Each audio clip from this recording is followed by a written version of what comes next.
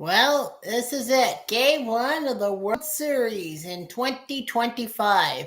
A moment I don't think I ever would see in my life because of the fact that, the Blue Jays, it's been a long, long time since they went to the World Series. 32 freaking years. What has happened in 32 years of Blue Jays baseball since 1993? Well, 94 was the strike. 95, things went downhill, even though that we pounded Dave Stewart into oblivion on opening night. 96, Pat Hankin was this AL Cy Young winner, so at least there was something good about that. 97, we got Roger Clemens from Boston after Boston just basically lowballed him, and he pitched well and got a Cy Young. 98, another Cy Young by Roger Clemens, and a better year for the Blue Jays. 88 wins. And that was just humongous, winning 88 games. Of course, Tim Johnson blew it by basically fabricating Vietnam War stories. And then 99 was when the Blue Jays traded Roger Clemens to the Yankees for David Wells, which seemed like a good move because David Wells was a former Blue Jay. Of course, Roger Clemens proving why he was good with the Yankees.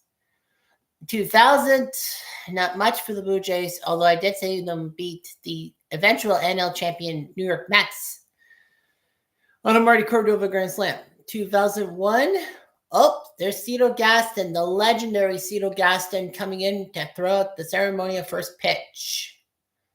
It's amazing, all that.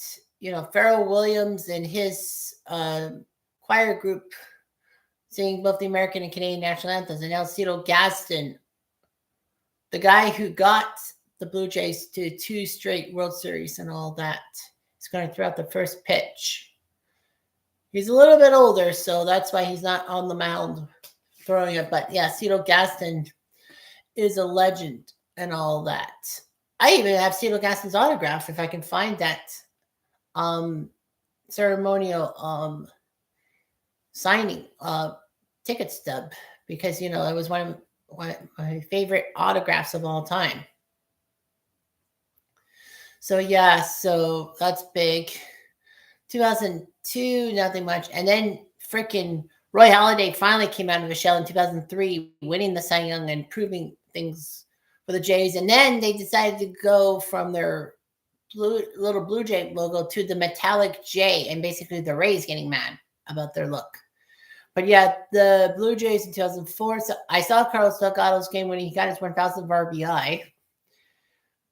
2005, not much and all that. 2006 is when the big moment happened in 2006 when the Blue Jays, I got Cito Gaston's autograph in a game against the White Sox. And then 2007, I went to see 2 Blue Jay games and all that, but nothing happened after that. And then, of course, you got late 2000s or late 2010s when the Blue Jays picked up Jose Bautista and Edwin Encarnacion from the scrap heap. Well, Bautista mostly from the scrap heap from Pittsburgh, and Edwin was a trade from the Reds in exchange for Scott Rowland, which actually worked for both teams.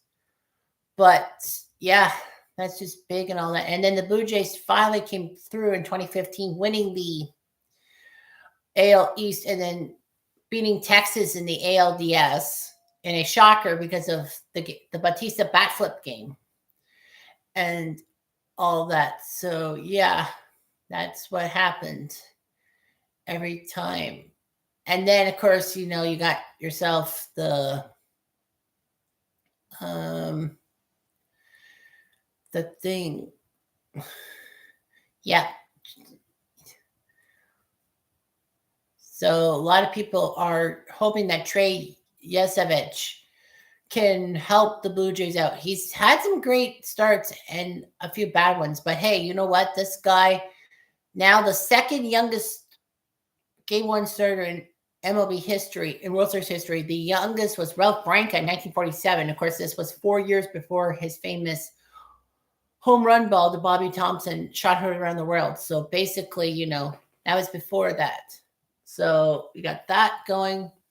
RJL probably is broadcasting right now, and that's what I'm guessing. So just going to take a few minutes to think about things. All right. So anyway, yep. That's what I'm going for.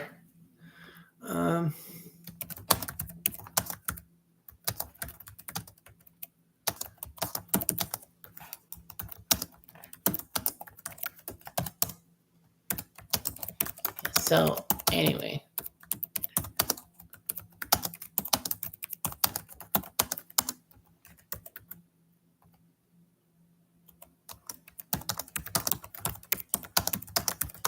So, you know, I know kind of.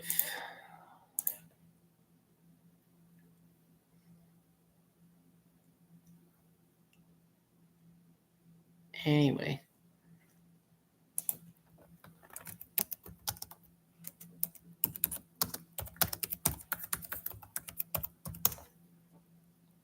So,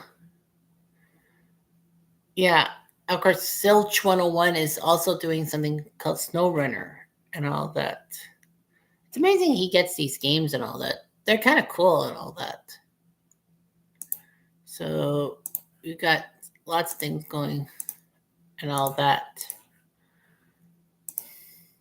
So, yep, they're just starting to, well, they'll get the pregame stuff going in about 8:15. I think they're going to start the game or something by my guess.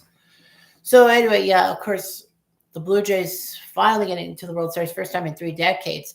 Lots of people, like if you're like 35 or younger, you haven't experienced of Toronto Blue Jays World Series and all that. Of course, if you're 40, like yours truly, you kind of didn't notice as a 7 and 8-year-old, but of course, your parents told you to get in bed by 8 o'clock and you couldn't watch the World Series live. Thankfully, though, I had the comfort of watching the 1992 and 1993 official World Series video that my maternal grandmother bought for me and all that. So, I would watch the crap out of those videos for years upon years when I had the VHS and all that.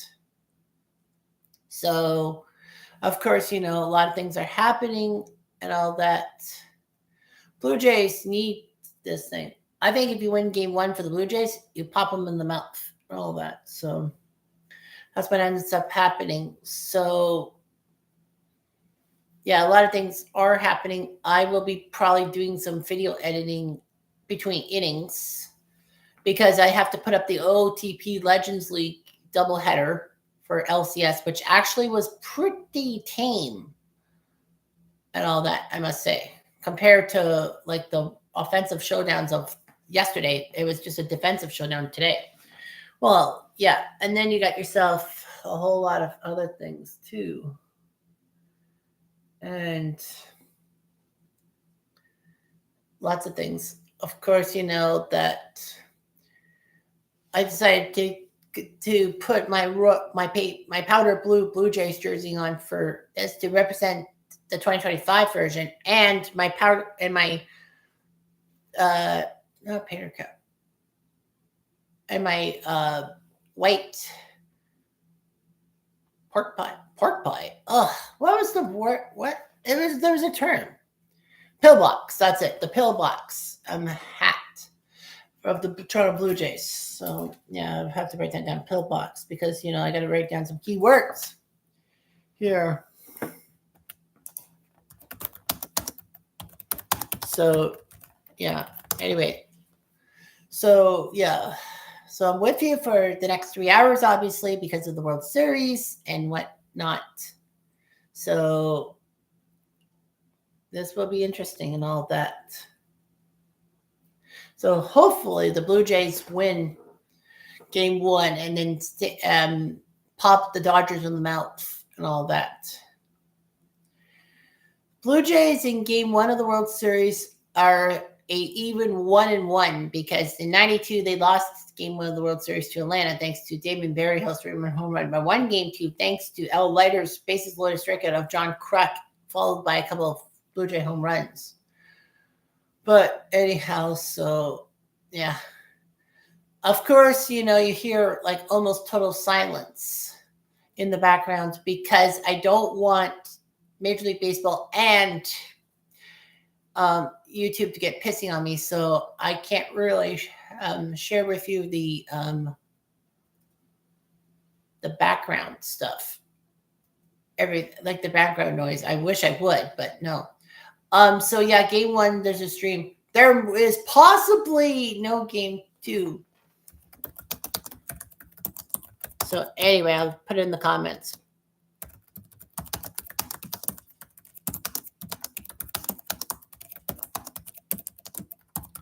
So game 2 will probably not happen. So yeah, game 2 stream will probably not happen. Because with my buddy Bill Lang coming from Florida to Toronto, and he's basically saying that, we'll get together game 2 somehow in some way. Well, he's in Brampton today, but he couldn't get his way to Kitchener and all that. He was actually asked to a soiree in Brantford. He would have went, but of course from Brampton to Brantford, it's a lot different than going from Kitchener to Brantford. It probably would have been me and all that. I would have shared some stuff on YouTube anyway, but yeah. Because, this is a once in a lifetime thing. I mean, personally, like, I've seen a Patriots Super Bowl. I've seen a Raptors NBA championship. Of course, I'm a Leaf fan, so I haven't seen a Leafs Stanley Cup Finals appearance, much less a cup. I have seen a Leafs conference finals thing in 99 and 2002, but yeah. Toronto, I don't think the Blue Jays will have their inner Leafs. It'll be basically their inner Raptors, because remember, the Raptors were down love 2 to Milwaukee in 2019 in the conference finals, and then double overtime in game 3, and then they won the next 3, and then they won the series in 6 games.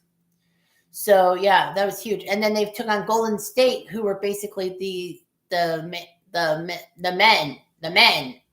He's the man of the NBA, all that because of all those championship rings and Steph Curry and Klay Thompson and Kevin Durant, and of course our good buddy Andre Iguodala.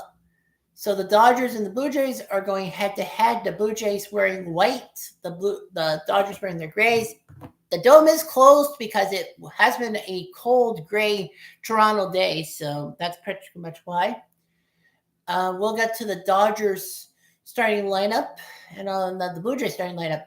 Like the Blue Jays have made some major moves in the their World Series roster stuff and all that. So anyway, let's see what the Dodgers come up with.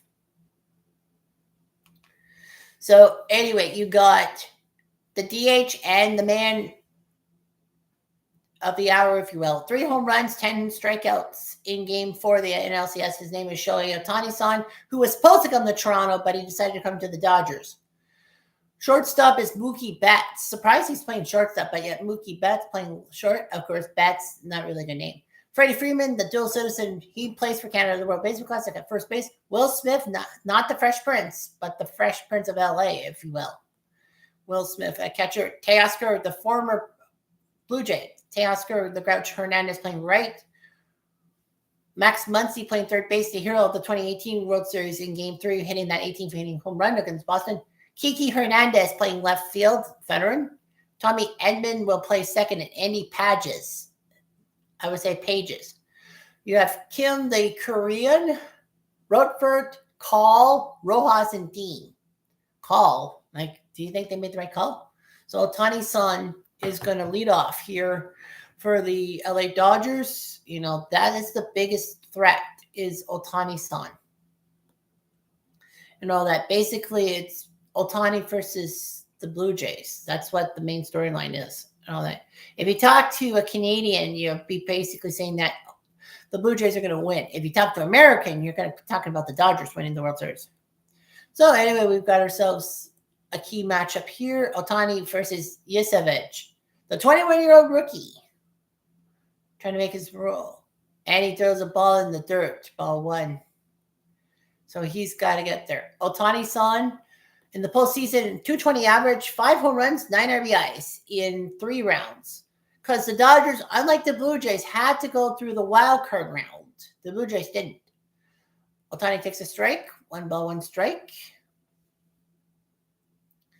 So, yeah, that's big for the Blue Jays and all that.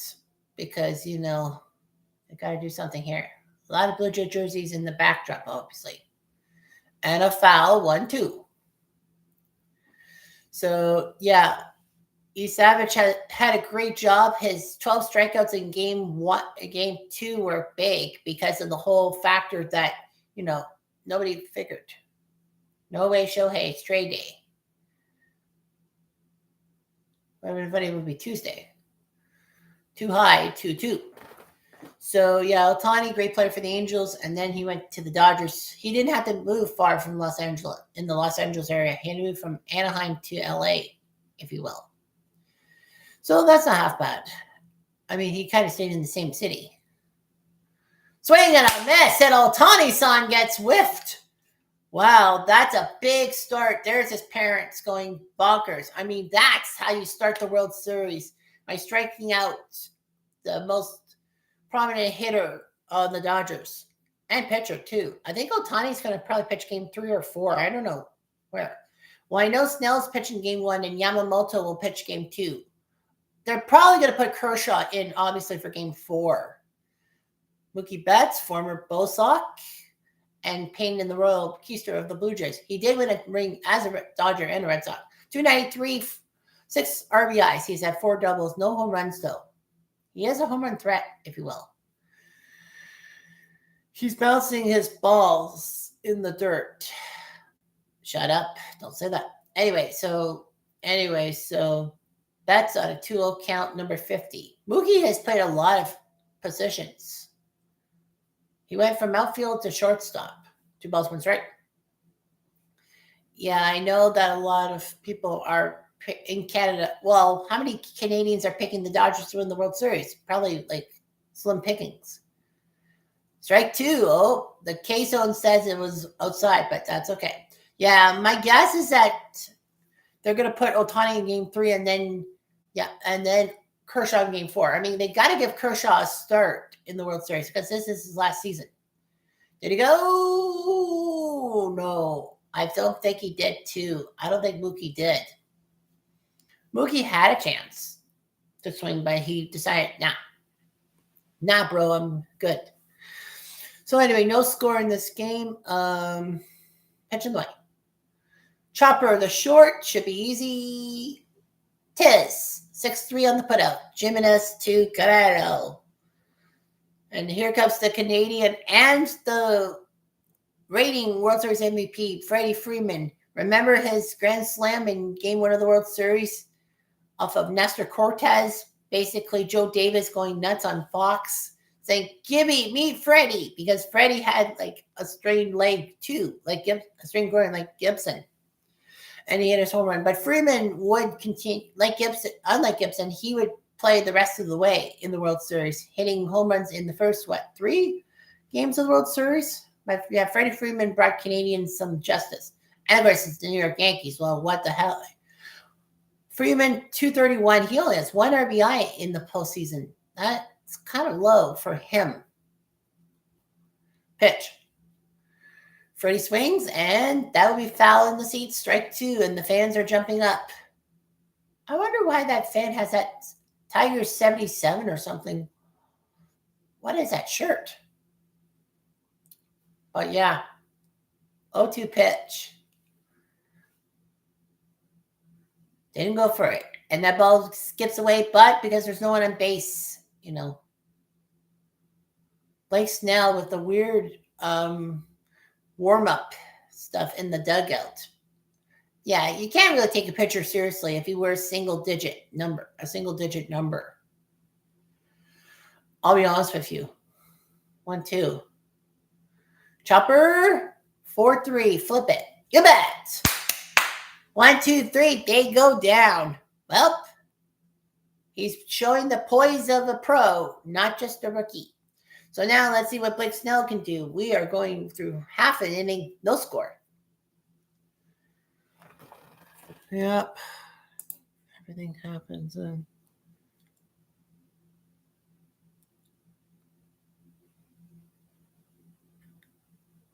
So yeah, I'm watching Sack some stream and all that.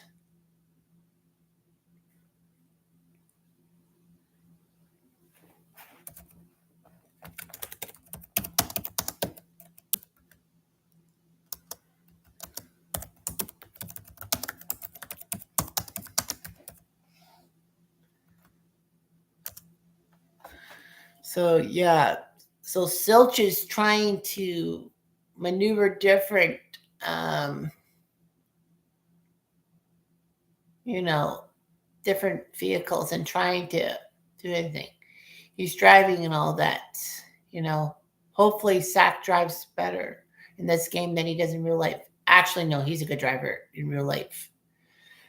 Silch drove the truck um, to the dump today at work for work, to dump off our garbages and like the 1,000 plants that actually happened because, we had to get rid of all the plants because no one was buying them and all that. It was weird that, we had plants and it's October 24th and all that. But the fact of the matter is that, we had fall mums and all that at work. Canadian Tire, you'll be thinking, well, do you have any Canadian Tire gear? We sold out of our Blue Jay stuff. The last t-shirt was sold just before the start of work today. So, we have no Blue Jay stuff in stock. I don't know if we'll get World Series gear for the Blue Jays if they win the World Series and all that. All right, Blue Jays, this is what their starting lineup is like.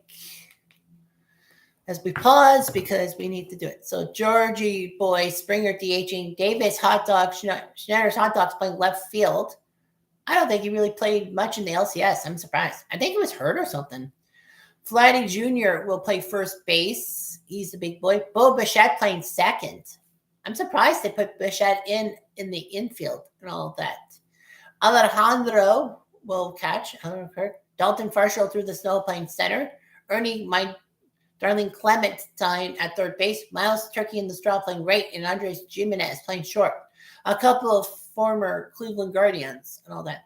Nathan Lucas, who did play pretty much throughout the LCS, he's on the bench. Addy Barger is on the bench too. He played third base / right field. Heineman, our backup catcher, Ty France, and Isaiah Kiner-Falefa are on the bench. Yeah, IKF basically playing second base. Here's George Springer, the hero of the LCS. 239, 4 home runs, 9 RBIs. First pitch, well, he'll take a shortstop, Mookie the first, and a dig out, and he's there. Yeah, the Dodgers wearing the Fernando 34 patches on their jersey, which is kind of apropos because Fernando died just hours before Game 1 of the 2024 World Series. But I guess it's a season-long tribute to Fernando. Blake Snell in his career against the Blue Jays, 2.23 ERA in 17 games. I know he played for the Dodgers. I forget if he played for Tampa. I figured, well, he played against the American League team. Yeah, he did, Tampa. So David Schneider, 2 for 10 in the postseason. A lot of people were like, why is he in the starting lineup? And all that. He didn't really play in the LCS. I found that too. But I think he might have been hurt or something. Yeah, it's because Barger and Lucas both played the outfield for the later part of the LCS. Because Santander got injured, and then they had Loberfido come in. 1-1. Schneider decides to take a pitch, but they're going to catch it. Mookie will make the catch. 2 down. Yeah, I was like, Blake Snell played in the American League. Oh, yeah, he played for Tampa. Arrival. And here's Vladdy Jr. He's got to play. And, he was what if they made an ALDS MVP, he would have won it. He won the ALCS MVP, although it should have been George Springer. In the postseason, 442 with 6 home runs, 12 RBIs.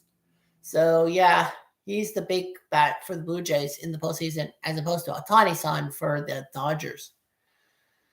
Vladdy Jr. trying his best to make Blue Jays realize that, yeah, the Jays had to give him the bag in April. Pitch on the way, high, ball 1. Yeah, number 7, there was another pitcher. I think it was Julio Urias, who were number 7. And all that. I know, yeah. Was it he who won Game 6 of the World Series in 2020? I think so. Pitch. Ooh, ball. Just missed the strike zone. Just.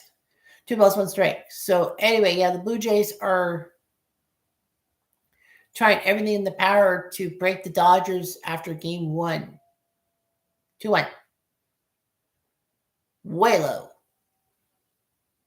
He bounced it. 3 balls, 1 strike. Yeah. It's amazing all these fans and all that. You know the Skydome / Rogers Center was going to be at full capacity because, Blue Jay fans, even Dodger fans. I mean, the Blue Jay fan, Vladdy, that just snuck in.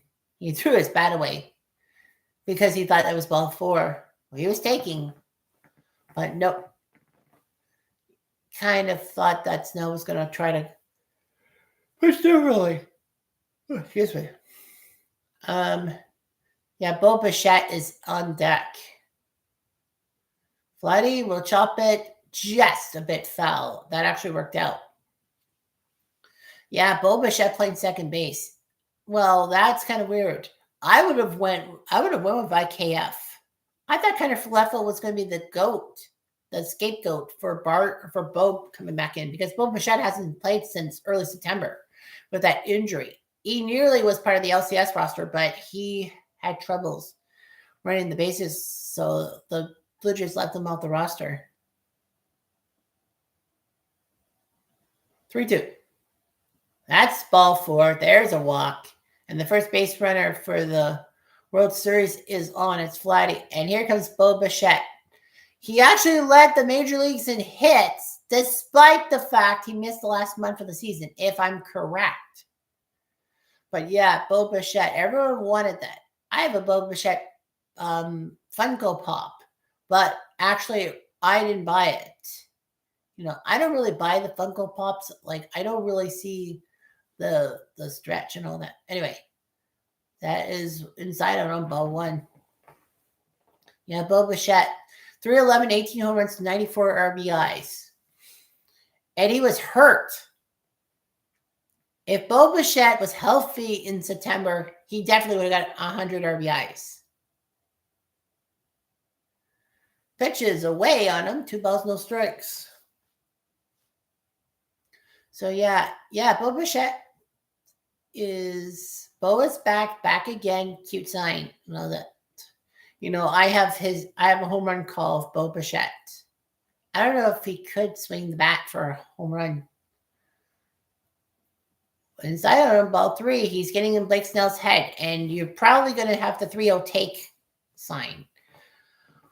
So, yeah, this is very interesting. And, of course, this is the first Blue Jays World Series game I could watch as a person because I couldn't watch the 92-93 World Series live because they went for it. Oh, that's through the hole. Vladdy's aiming for third, and he's there. Well, Bo Bichette proving why he's a good hitter. What a job through the hole. And now Alejandro Kirk, who's been hot and cold throughout the postseason, has to come in with a hit. Yeah.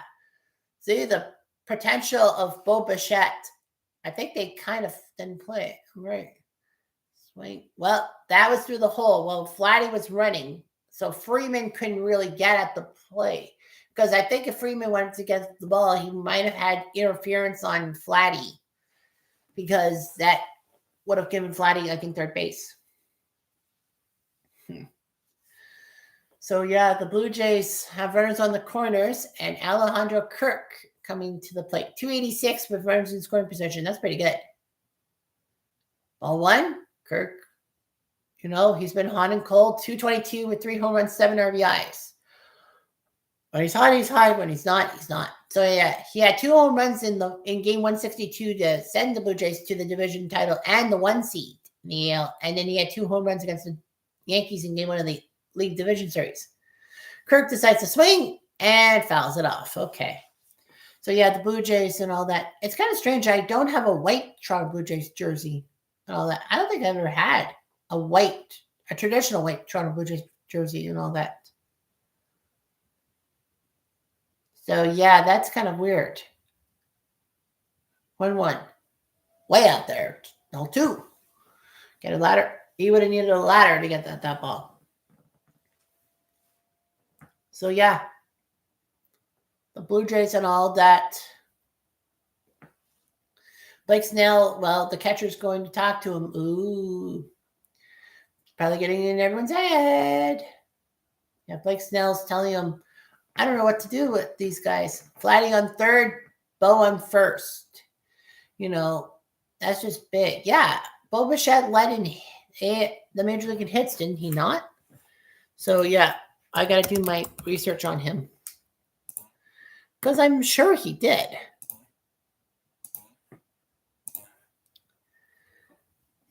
Yeah, they didn't talk much, but I think he won the batting title. Yeah, I think he won the most hits in the major leagues. I'm sure of it. 2-1 on the way. Way there, ball 3. Kirk will probably take on a 3-1 pitch. I'm actually surprised Bo swung the bat on 3-0, but prove me wrong, saying, hey, I can hit. But we'll see what happens here. Gotta love those camera angles. 3-1. He takes, and he had to swing on that one. That was right in his wheelhouse. 3-2. So the runners will be going. Varsho on deck. So he's done pretty well. He's had some good outfield range and all that. So we'll see what happens. Oh, disengagement by Kirk. So you're allowed one batter disengaged per at bat and one pitcher disengaged. If he disengages again for Kirk, that's strike 3. He's ready for the payoff. Snell needs to figure something out. Yeah, Snell's a lefty. I guess that's kind of why. You don't want to go lefty on lefty. He went for a swing at ball 4, fouls it off, though. It could have been worse. He could have struck out. But no. So, yeah, so game 2 might not be a stream and all that. I know that the Leafs are playing right now against the Sabres, and they moved the game. They shaft it. This is your Captain Kirk speaking. We have land. Well, that's not really the Star Trek reference. He swings, he fouls. But it's giving Snell, making sure Snell throws a lot of pitches. This will be pitch number 12. This will be the 8th pitch in the at bat. So you're basically forcing Blake Snell to throw more than necessary. And if you throw 20 pitches per inning, 5 innings, you'll get to 100. Kirk goes to right field. Oh, man. So close. I thought he had just dipped it. Oh, man, that would have been amazing. He would have dinked it, and Bichette probably would have got to third base. He was so close. Yeah, well, about 4 feet to the right of the foul pole. It's close to the bleachers. So, yeah, no score through, well, we're in the first inning. So, yeah, this is the first inning live of a Blue Jays World Series I've ever caught, because I was only 8 years old in 1993 when they did it. And obviously I had 8 o'clock bedtime. He didn't go for it. Ball 4. And now Farshaw's coming to the plate with the bases loaded and 2 outs. This is amazing. If Farshaw can do something about it.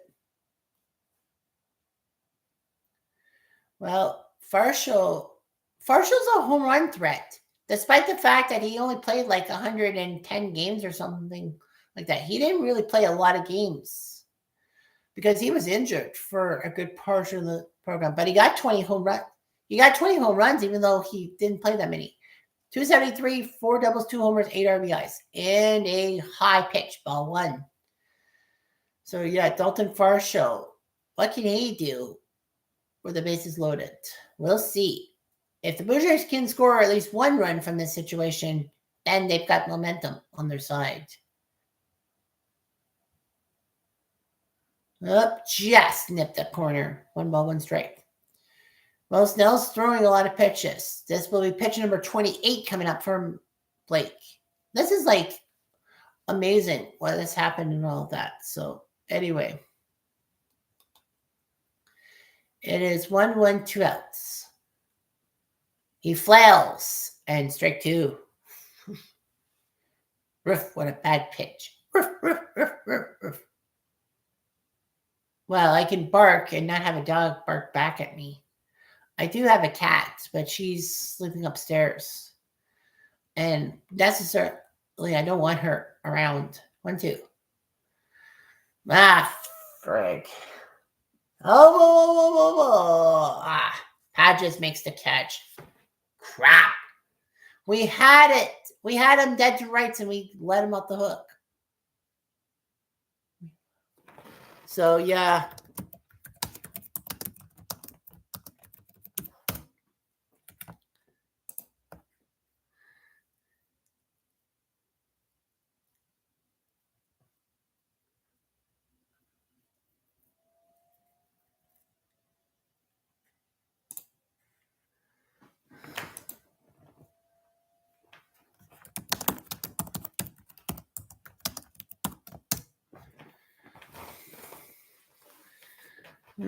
So, anyway.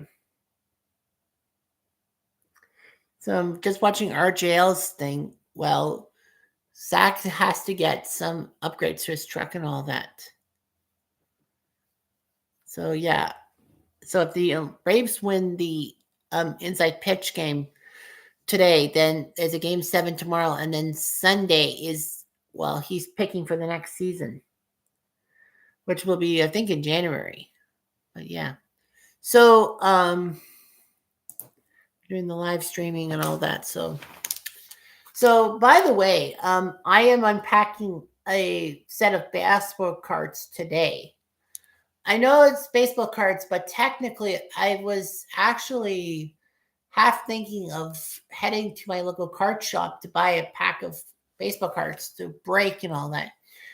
Of course, I didn't know that if Bill was going to want us to get together for game 1, or if anyone had given me a chance to get together and all that. I actually was invited to a Halloween party. Yep, the New York Post on the front page says, "Do it for Donnie" and all that. So anyway, yeah, it's actually amazing that the New York Post gives a positive spin to the Blue Jays, saying "Do it for Donnie," because Don Mattingly, Don Mattingly is a freaking icon. Like, yeah, when he had those 8 Grand Slams in 1987, it set the major league record for Grand Slams in a season. And the funny thing is, the stat that Don Mattingly never had a Grand Slam other than that 1987 season, which is like fucked up. Yeah, Don Mattingly throughout his career, great guy. Started in 1982-ish, and then he was actually in that famous Pine Tar game, the Resumption, and then he had what they call the 20-game hitting streak actually broken because of that. But yeah, Don Mattingly, iconic player. He's the bench coach, aka the assistant manager. So yeah, Don Mattingly doing his job. Like, Mattingly was a pretty good player, and I think as a Blue Jay fan, he's one of the few Yankees that you actually would root for instead of booing him. Will Smith coming to the plate, not the getting jiggy with it guy. We all know about Will Smith and what happened at the Oscars to Chris Rock. Chris Rock deserved to get F-bombs hit to him by Will Smith, but did Will Smith have to go on the stage and slap him? And first pitch to Smith is a ball. The catcher, Will Smith. There was once a player. Oh, is that Marlins man in the background? Are you serious? 2 RBIs. There he is. You know how I bitched and bitched and bitched about Marlins man.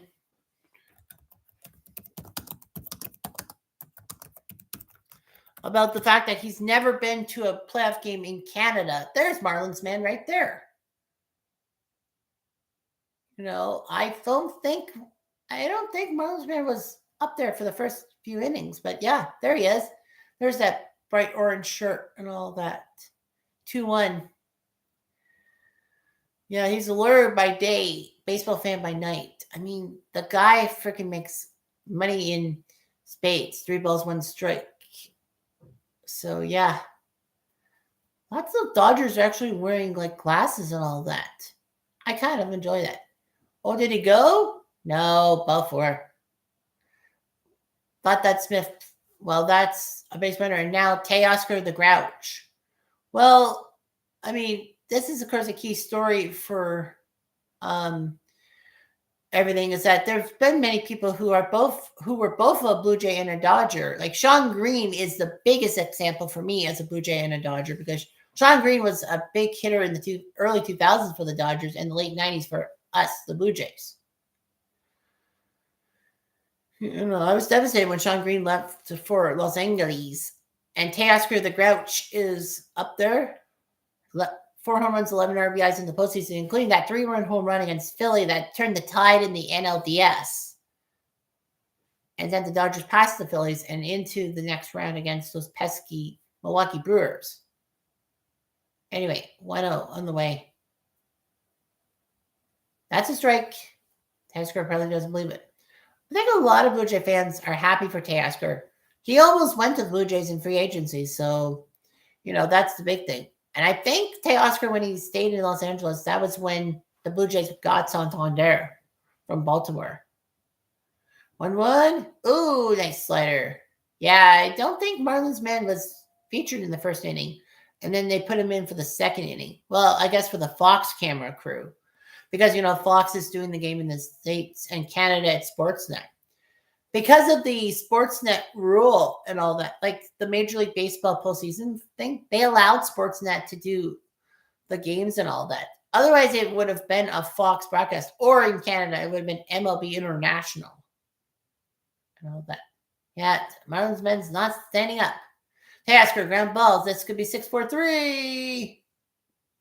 But Teoscar has too much speed. But the lead runner is retired, and that's sometimes better than getting rid of the guy first is the guy at second. And now Max Muncy, who 7 years ago was a World Series icon, 18th inning, hitting that home run to win the game. And it actually, the Blue Jay, he almost got the Dodgers momentum because the Dodgers were up 3-0 in game 4. And then practically what ended up happening is that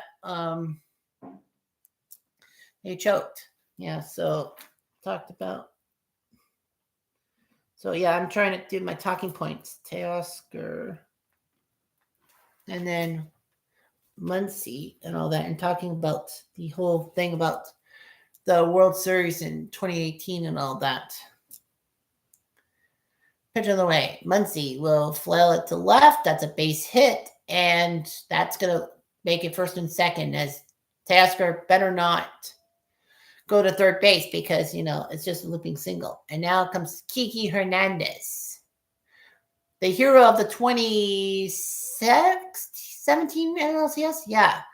The Cubs were back in the NLCS, and then Kiki Hernandez basically had that 3 home run game. Was it 2017 or 2019 or something like that? But yeah, Kiki Enrique, but I go Kiki. Runs in scoring possession. Dodgers are surprisingly at 211 compared to 288. So yeah. Got to talk about the talking points. So yeah, I got to remember about the talking points. So yeah, and I talked about Springer and Flatty and their stuff and all that. Strike 1 on Hernandez. Yeah, he's wearing the sport goggles too. Kind of close to wearing glasses and all that. So, kind of like me and all that. 1-1 pitch. And that's through the hole. Teoscar's got speed. He's probably going to score the first run of the World Series. He does. So that's a big RBI single by Hernandez off of the youngster. And it's 1-0 for the Dodgers. Oof. Edmund is on deck. Ready to go. So yeah, 1-0. I'm throwing this out to start, like for the monster and the all that.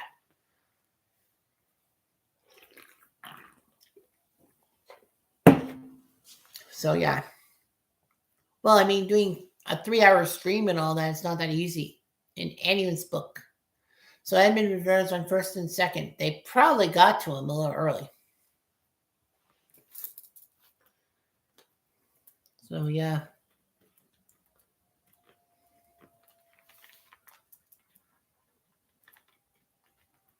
So, yeah. So, here comes Edmund.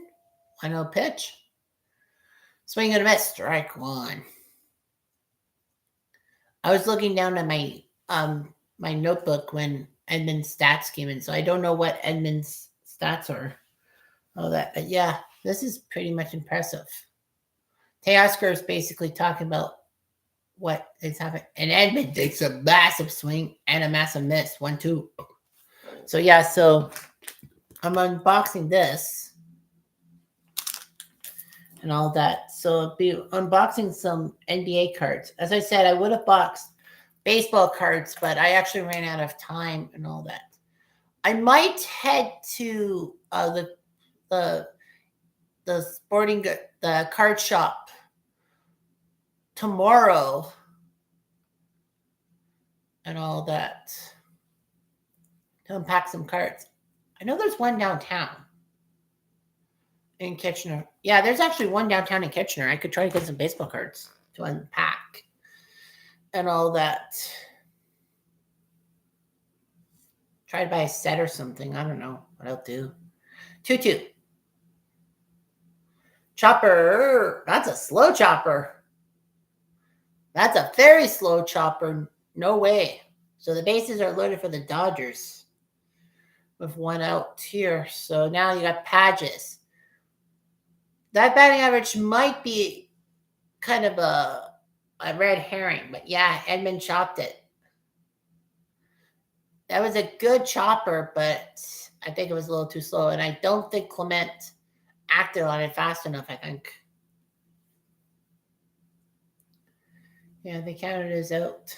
They counted it wrong. Yep, the Blue Jays becoming the first team in the LCS era in LCS play to be down 0-2 at home in the LCS and coming back to winning the series. Well, I know they won 4 out of 5. And Pete Walker's talking to Yusevich. Gosman, my guess is will start game 2 against Yamamoto.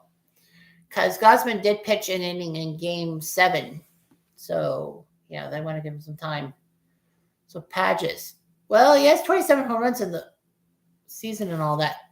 But, in the regular postseason's a lot different and all that. When I did my OTP stuff, Mark McGwire was really cold as ice for the first 2 rounds for the Oakland Legends, even though he had 57 home runs. He would have had a lot more, but he was injured for a month within the season. Pages strike 2, 0-2. Any Pages, 61 RBIs with runners in scoring position, but yeah.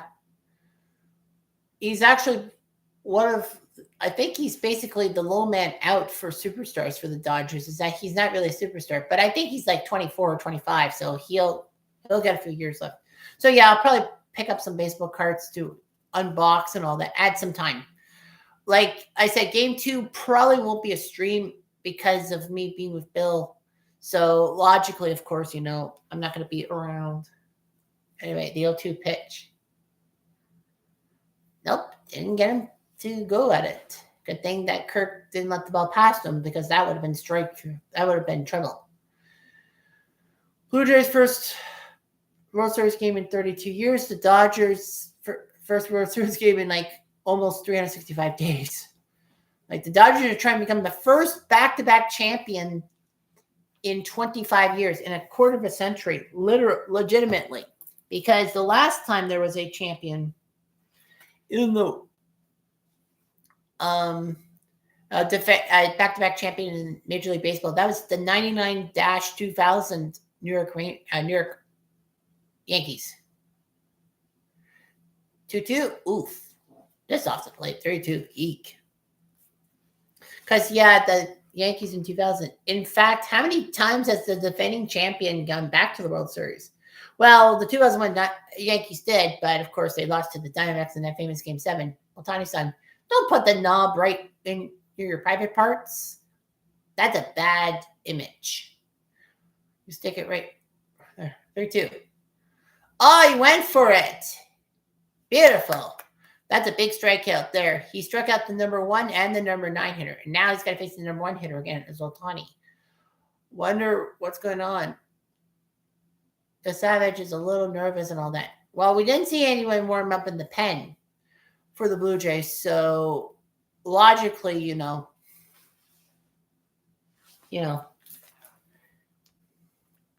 yeah, I should have been writing down all my mental notes because I know a couple of people are probably going to be coming from the RGL thing to my stream, like Clue Baseball fan.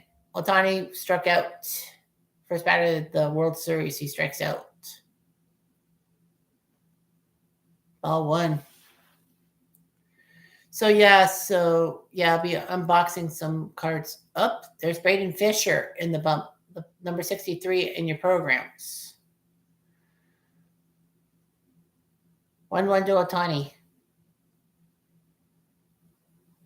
Way up. 2 balls, 1 strike. As I said, can't really broadcast the audio because YouTube and Major League Baseball will probably get on my nerves. And also, let's not forget that, Boucher Underground, they got in trouble for doing with the Ranger game and all that. So they got penalized. Otani, ground ball. The first, Vladdy should be able to get him. You bet. Nice job by Vladdy. It could have been worse, but it was a run. Well, the Dodgers did leave the bases loaded, so Trey gets out of that mess. There's only 1-0, and it's only the second inning, so we'll see what happens here. Looks like Houston will force a Game 7.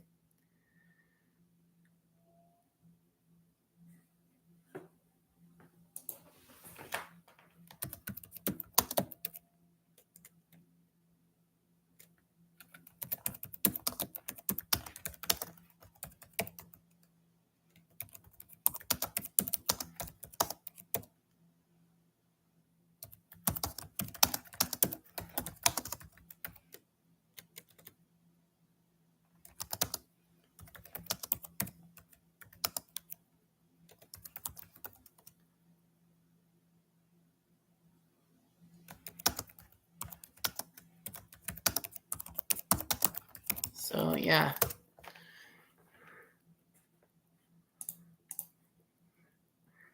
So, Sock has... Is that a train?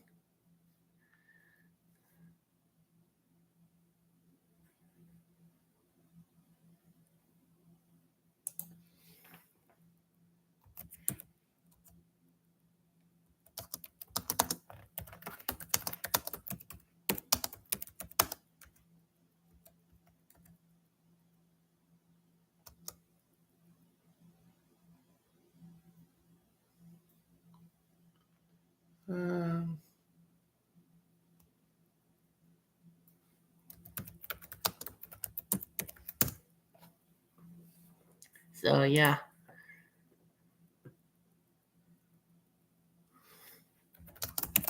So, anyway, yeah.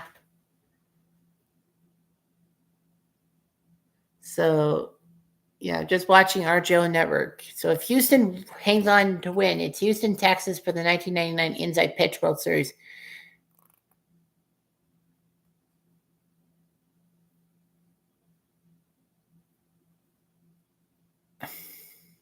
What is that? So, yeah, top offenses in the postseason. The Blue Jays, 6.45 runs. Dodgers, 4.6 per second. Reds are third, 4.5, and they only lasted 1 freaking round. Mariners and Yankees. That shows you how defensive things are. Like the Brewers, who were the number 1 seed in the NL, pretty much didn't have much offense and all that. So that's huge and all that. Yeah, the Blue Jays are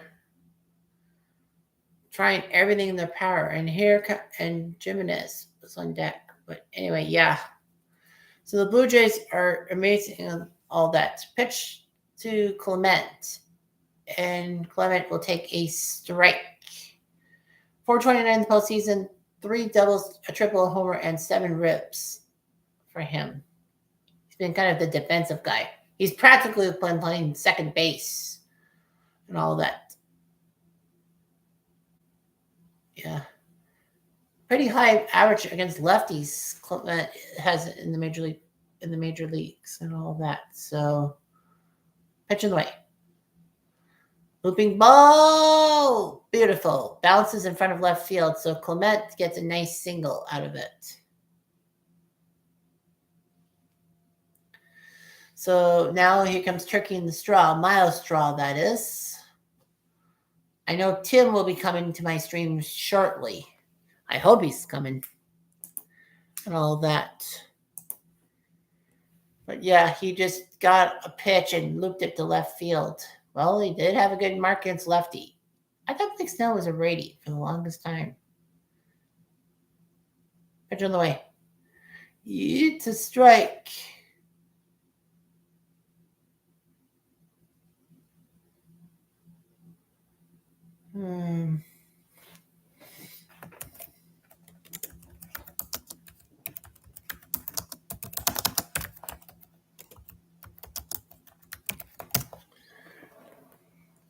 So Straw 1-1 strike. Yep, Houston has forced a game against the Texas Rangers.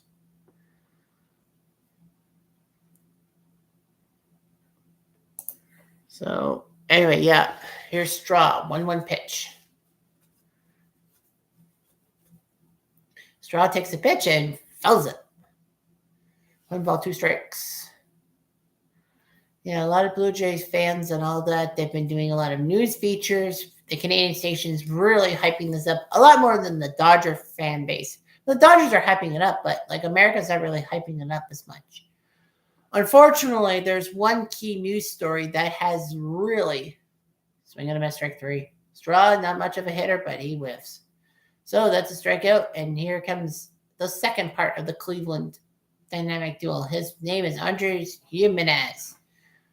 Number 0 in your programs, but he's not a serial. He had 2 home runs in back-to-back games in games 3 and 4 that helped the Blue Jays tie it at 2. They lost game 5, but they won 6 and 7 on home turf to get into this position in the first place. Here's Jimenez.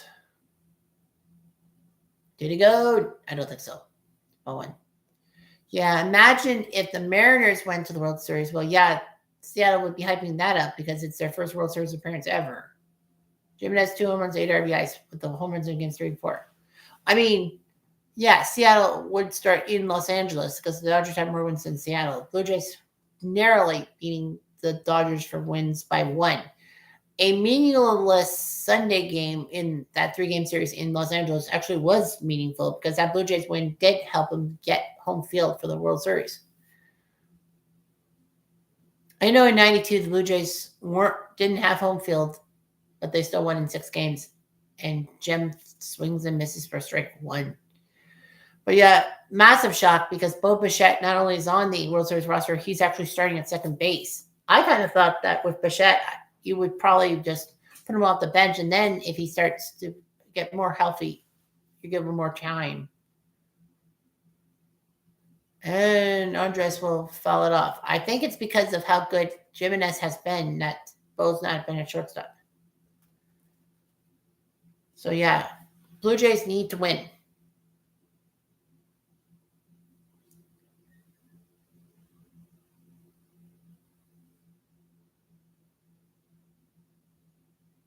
So yeah, so she's got it.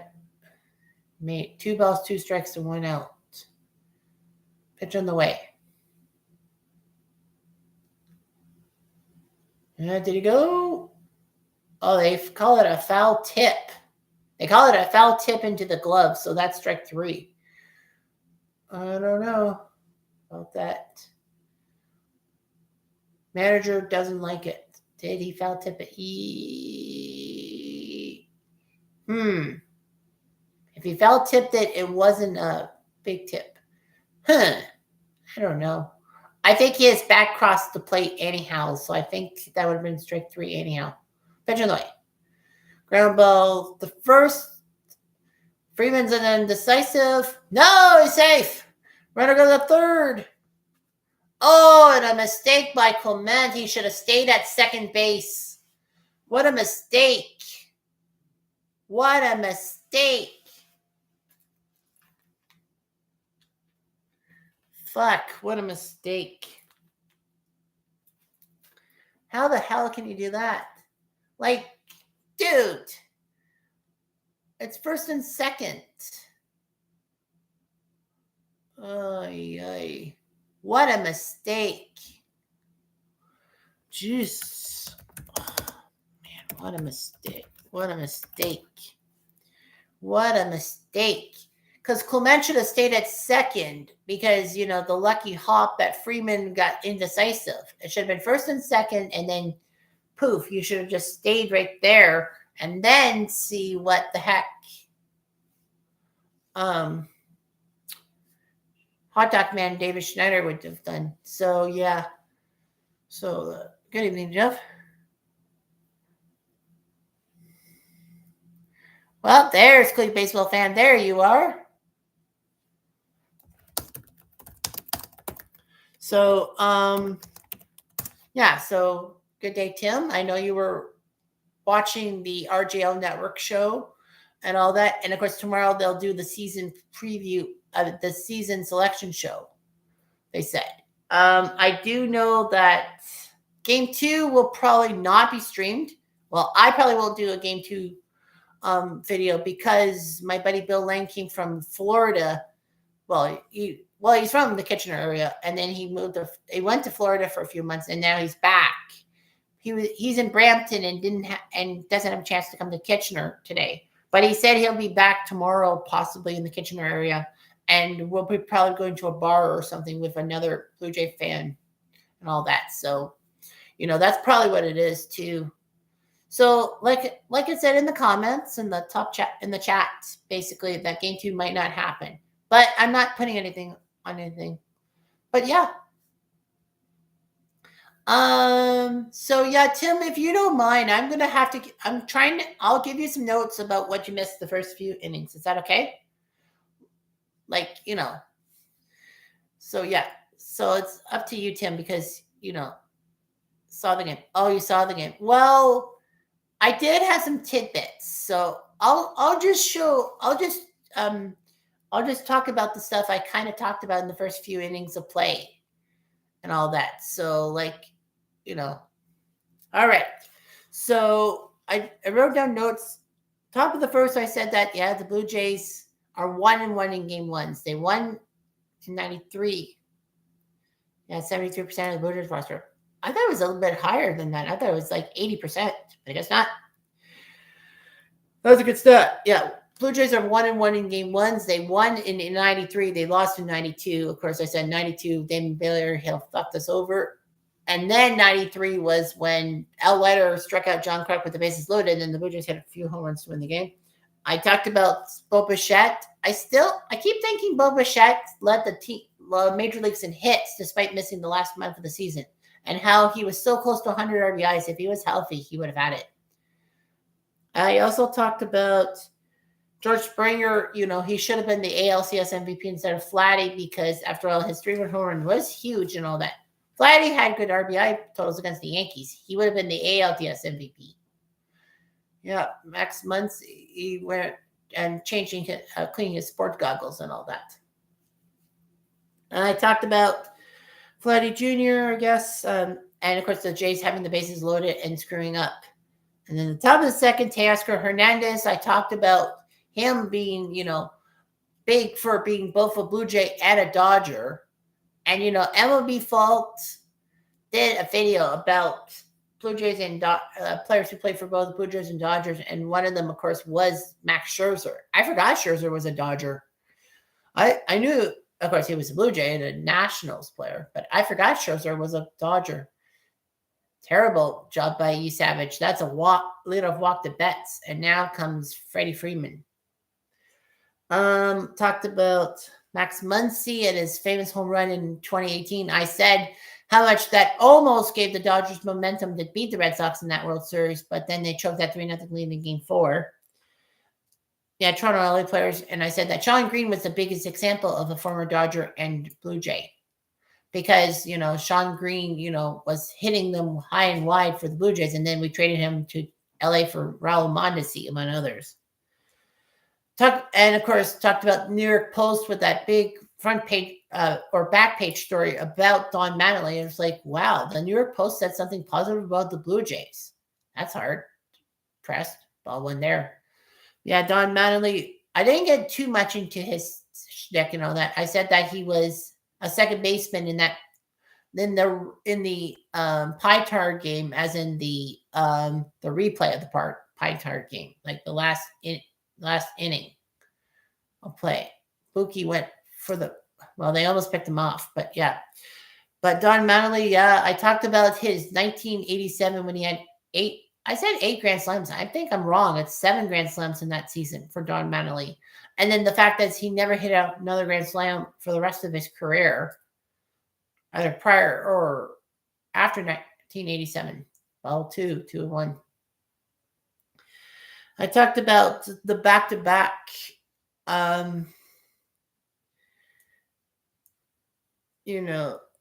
The Dodgers trying to become the first back-to-back champs since the 2000 Yankees, and only the 2001 Yankees and I believe, and the 2009 Phillies are the only 2 teams since then to have gone back to the World Series for a second straight appearance after winning the World Series, and they botched it in 2009 because of Hideki Matsui in his Game 6 performance. And, you see in the background, obviously, if you see the game, Tim, you see in the background, Marlins Man made an appearance. I looked at Marlins Man and his history, and I never, another 5-pitch flop. Jeez. Trey's pitching high. He should be pitching inside. Pete Walker's probably going to come back to the mound and disengage with him. So that's big and all that. Yeah, Marlins Man coming to the ballpark, and it was like, what the heck? And bottom second talked about Max Muncy and your 2 former Cleveland players and all that, and how they've been trying to help us. Here's Smith. That's a strike. So yeah, top of the third coming up. Now you're up to date on all that, on my musings and all that. Of course, wearing the light blue Blue Jays powder, the powder blue, but the 20s version of the Blue Jays powder blues, because that's one of my 3 Blue Jay jerseys. I have a Batista road jersey, and I have the 70s pullover. Fisher back on the bullpen mount. So if the Blue Jays do lose, then I'll switch to the powder, the throwback. 0-2. Wow, that's not a strike. He was probably trying to get him to fish, but he doesn't fish and cut bait. So yeah, it's a long time coming and all that. I have to kind of edit videos to upload. Oh, Jesus, Murphy. 1-2. No, he didn't go. I forgot. I actually set up a Cutter Top 10 video. I actually created this at 6:00 at night, and I uploaded it by 7:00.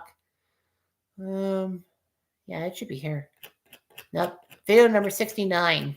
I don't know. Pitch. Wide, about 3. He had him at 0-2. Frig. So yeah,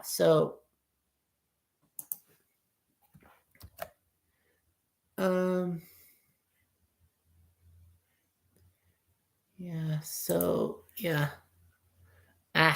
5 minutes into the third. Oh, they're into the third period.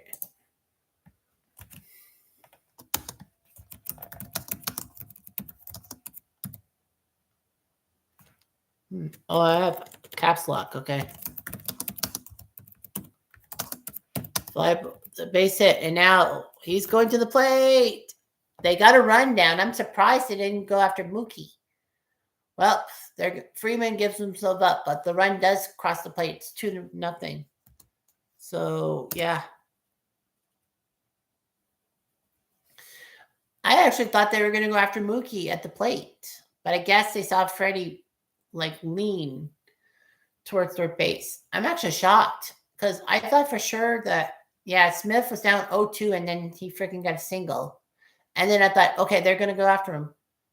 Because Freeman was off the bag. They basically said get the Fisher out, and that moved Smith to second. So it's an RBI single at that, and an advancement to second. So it's 2-0 Dodgers, and now here comes Teoscar the Grouch.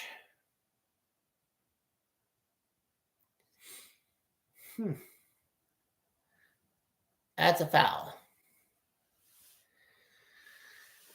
Well, Blue Jay fans are probably feeling bad about themselves. I don't know, like how many people freaking got game one tickets by luck or by hook or by crook, because the average resale of a game one World Series ticket was like what, $7,000. I know it's in Canadian fishnagles, if you will, the loonies and toonies, but the fact of the matter is that, province of Ontario, people were complaining about Ticketmaster and the resale prices and the fact that they have to introduce legislation to make sure that prices can get capped. Way up there, 2-1. That's a folly floater that didn't that floated a little too much. Yeah, the Leafs are losing. The Leafs traditionally suck in Buffalo. Like that's kind of the house of horrors for the Leafs, is that they usually suck while playing in Buffalo. Like they can do so well at home. What the hell is that? A playbook? That's not a binder from one of the players. Tasker strike 2. A binder? Really? A binder? Well, I guess so. Blue Jay fans are trying to see their team win. Yeah, it's not just the Toronto fans here. There are fans from coast to coast. And that's ball 3. Guy's throwing a lot of balls. He's thrown 65 pitches, and he hasn't got out of the third inning yet. That's kind of concerning. The 20 pitch per inning rule is kind of awkward and all that because, 5 innings, you get 100 pitches. Up the middle. Nice snag by Bichette. The first, that's the only play. They do get him. So 4-3 on the ground out. Runner was the third, but hey, you know what? It could have been worse. Nice job by Bichette, who actually shaved his long hair and all that. He had hair down to his shoulders, but he shaved it off before the season. Probably thinking that, he's too injury prone. But he got injured with the haircut. So at least they got Teoscar out. Yeah, so I don't think you saw, Tim, that I will be unpacking some cards. But because I had to stay later at work for a massive truck, I couldn't really get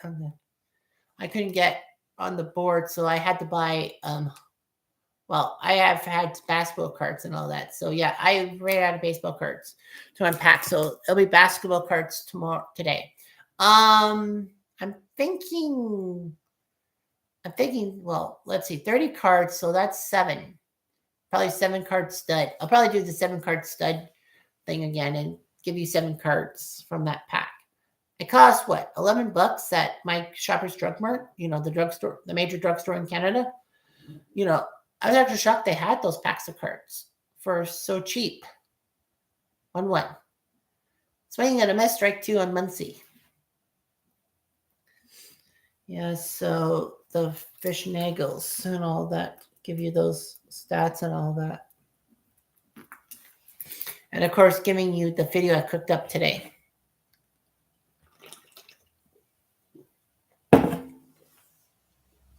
Oh, that was inside. That almost hit him. That would have been terrible. Yeah, it's 2-0 Dodgers here in the third. If only he can get out of this mess. He does. Muncie takes a bad swing of that one. So 3 strikeouts in 3 innings. The Dodgers do score a run, but it could have been worse. It's 2-0 for the Dodgers.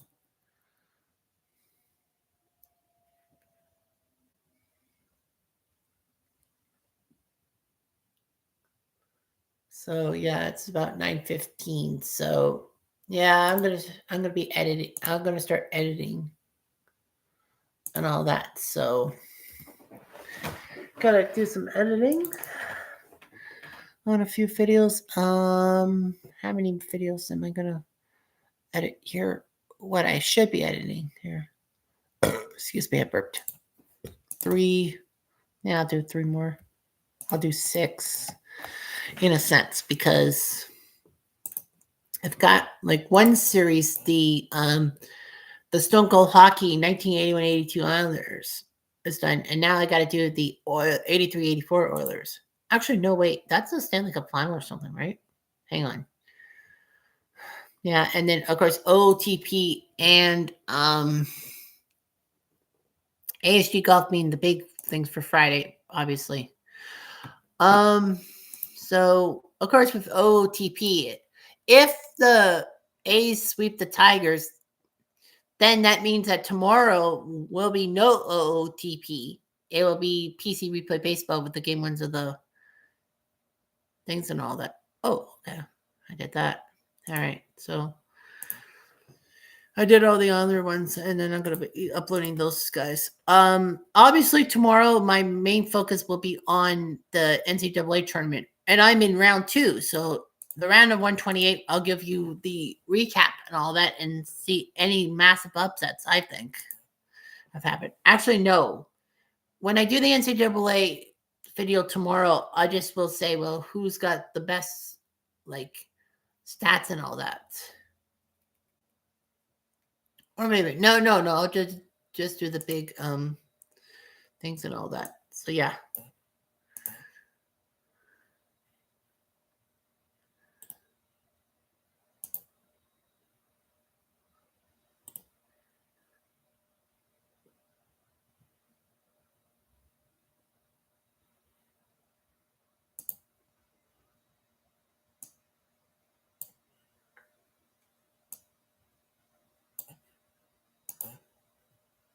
So yeah.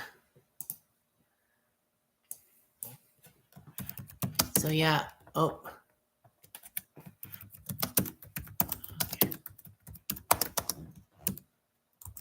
So yeah, it was an LCS doubleheader. Game 5, Dodgers Phillies. Game 5. Well, Dodgers Phillies tied at 2. That means we would see a game 6 no matter what. And then of course, if Oakland swept the Tigers, then that's 4 straight, and Oakland would host, and then that would be it. And the PC replay, of course, would be tomorrow.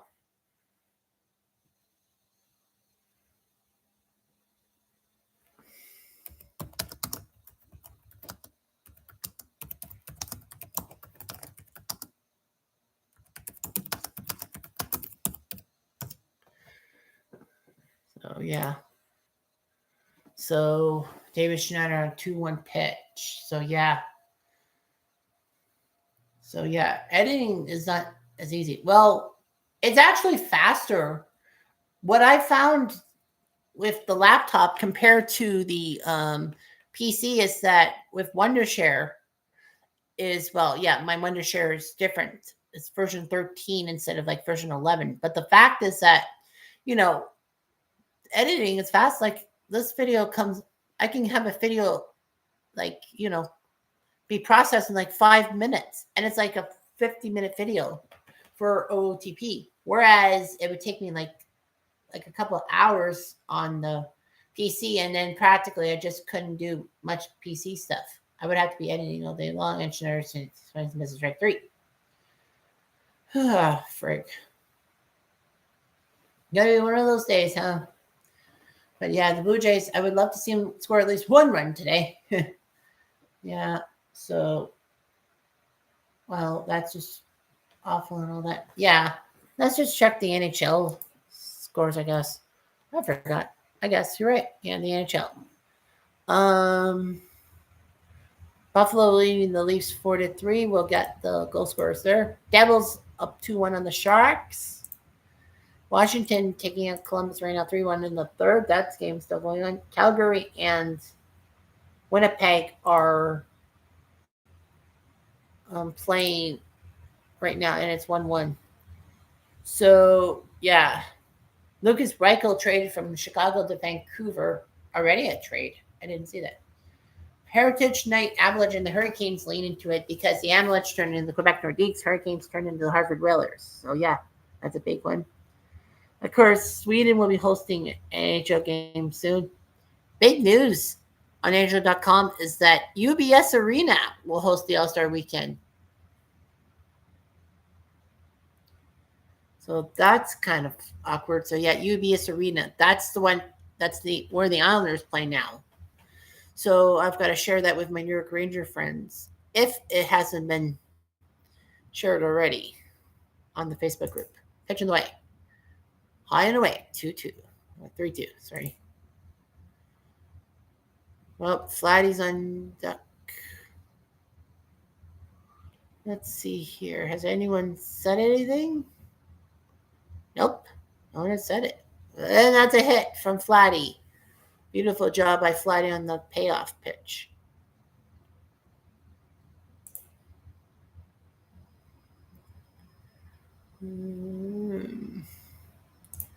So, yeah, they haven't said anything.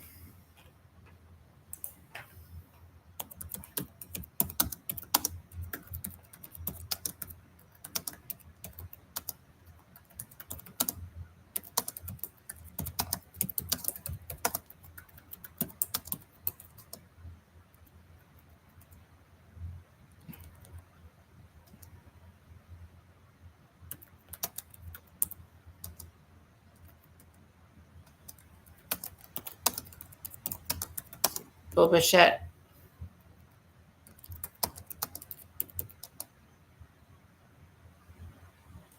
Ground ball, double play. Fuck.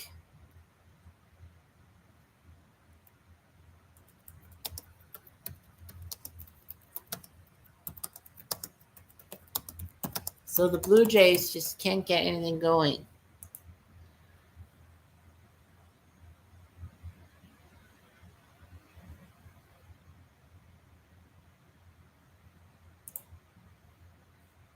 So, yeah. So the NHL.com is saying UBS Arena will host the All-Star weekend. Why the Islanders? Like, why?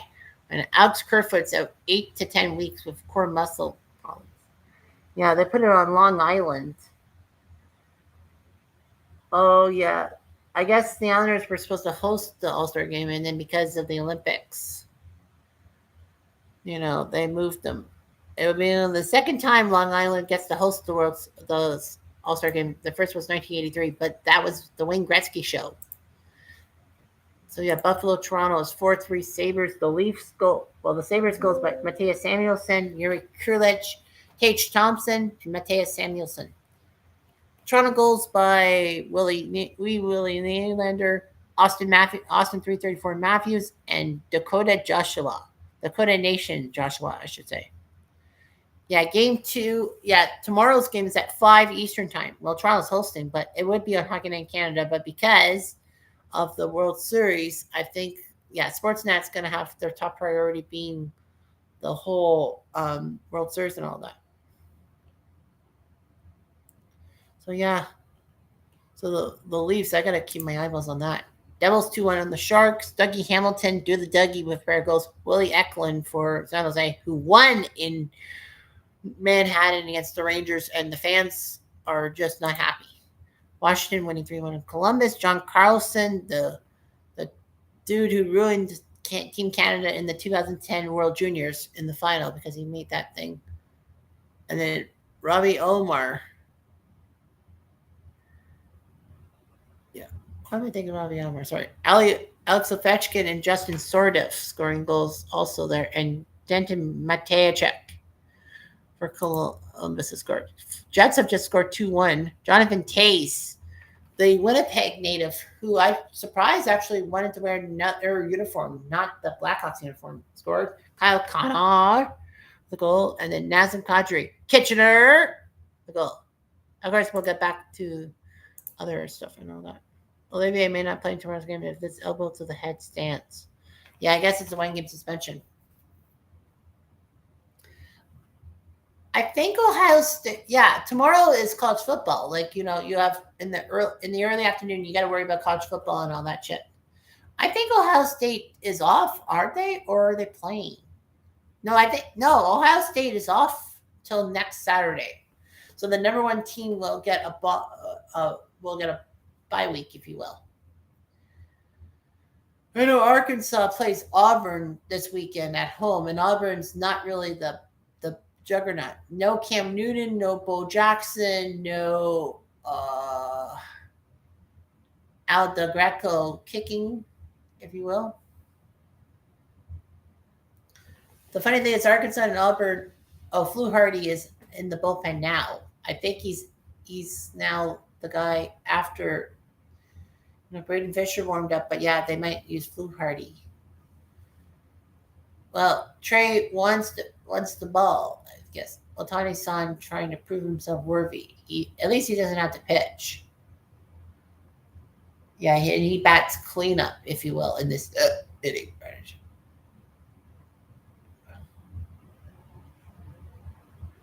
Well, swing and a miss. Kiki goes down, swinging, and that's strikeout. Numero Catra for him. So nice job by Trey for all that. Yeah, I know. I'm slowing down everything because of the whole. Yeah, I'm gonna eating. Yeah, you kind of saw a silver thing. It's not the Stanley Cup. It's my bowl of like hamburger patties with salad. Thinking I would probably get a weird game day meal.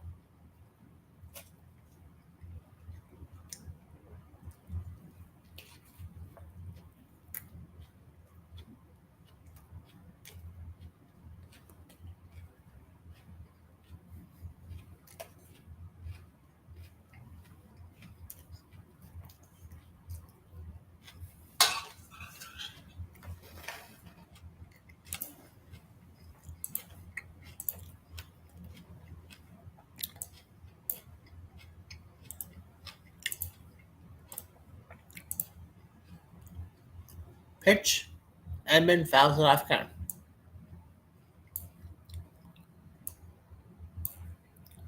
So yeah.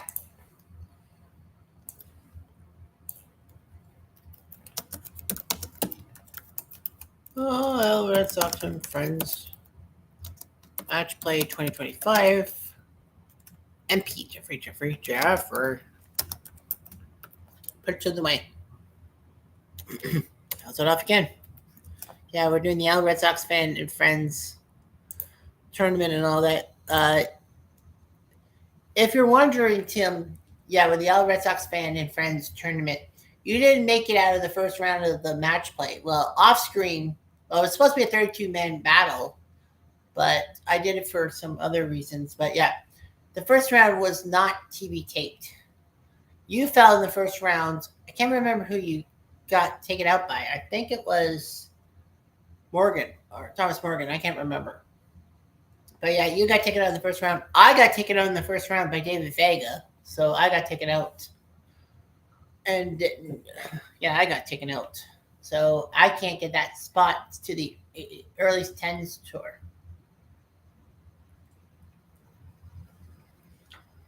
And a simple fly out to right. So that's a 1-2-3 inning for the Blue Jays. And that might be Trey's last inning. Who knows?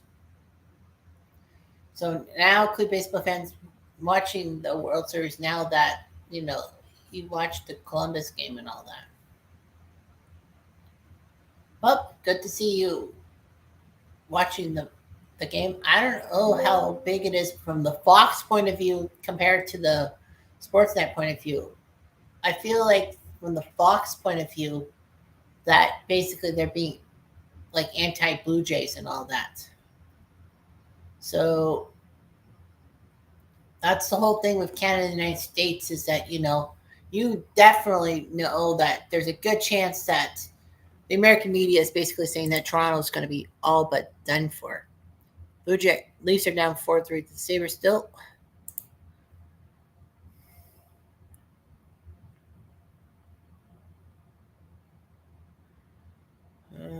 So what's he trying to do? Oh, now he's on a crane and all that.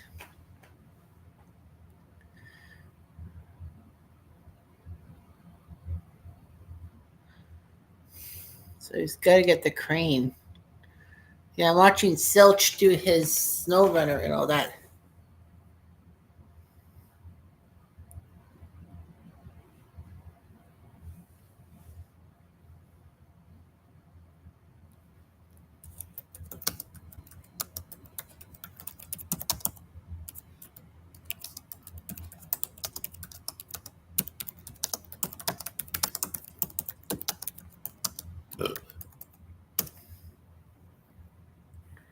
So yeah, that's the thing.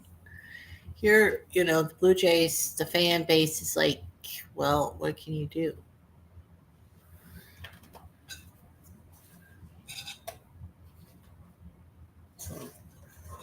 her.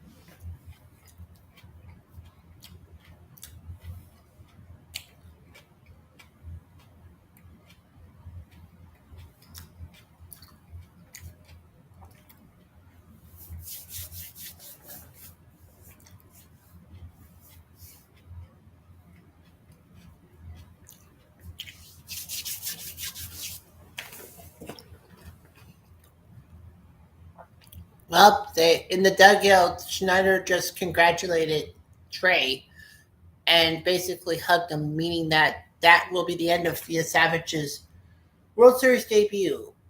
I don't think he really did that badly. I mean, he gave up a pair runs to the Dodgers. Like, yeah, the Dodgers, not so bad. Like, it could have been worse and all that. Yeah, I truly believe that if the Dodgers, I truly believe that Trey, yeah, he's losing 2-0, but like, for one thing, the Blue Jays could score 3 or more runs to take the lead here or even tie it for Trey, but he didn't do that badly. I mean, for how big everyone says the Dodgers are going to crush the Blue Jays, well, the Dodgers haven't really Mexico yet for Alejandro Kirk. It's like, well, Dodgers have a good Mexican following too because Enrique Hernandez is Kiki's from Mexico too. World Baseball Classic coming in March. Canada is pretty much in the group of death, if you will. Well, the Americans pretty much will be okay. A foul ball there. So, yeah, World Baseball Classic. So, like, that's the whole thing about the World Baseball Classic. Like, if I look at the World Baseball Classic and what's coming up in 2026, there's my sheet of paper. I had it. Where the heck did I put it? Where is that? Oh, there it is. World Baseball Classic thing. So, yeah, pool stage. Pool A is Puerto Rico, Cuba, Canada, Panama, Colombia. So, Canada's pretty much hosed. I mean, Puerto Rico's got good culture. Cuba's got a good baseball culture. Well, of course, once you get off the island. And then you got Canada, who have really sucked in the World Baseball Classic, if you will. Panama, well, Mo Rivera was basically Panama royally. Kirk to right field, back, and there, just fair, just to the left. Kirk has to go back to first base. He's not the fastest runner in the world, so that's why he can only get a single. Farshow's coming up. So, but yeah, just snuck in very fair. Yeah, Colombia, they're not half bad either. They had some good pitching too. Kirk, nice swing, and just fair. That camera does not do the ball justice. And Kirk is not a fast runner, so he had to hold up at first. So, yeah, so Canada basically screwed. Well, the tournament is in Puerto Rico. Farshow, the center field, back. Seguida! That one! Farshow through the snow on one horse open sleigh. The game one is now tied. We're laughing all the way. Ha ha ha. Bells on Belton ring. Like snow's not really good. Oh, he just went freaking deep and deep. He really did. Oh, kaboom. Well, we're tied. Well, the good news for Trey is he's not going to get a loss. He's going to get a no decision at worst. So, yeah, unreal. Yep, it hit above the line and hit that center field backdrop. So, guess what? We are tied at 2. Dave Roberts looking a bit awkward in the Dodgers dugout, and so he should. Dalton Varsho, yeah, he didn't play a lot of games this year because of injury, but you know what?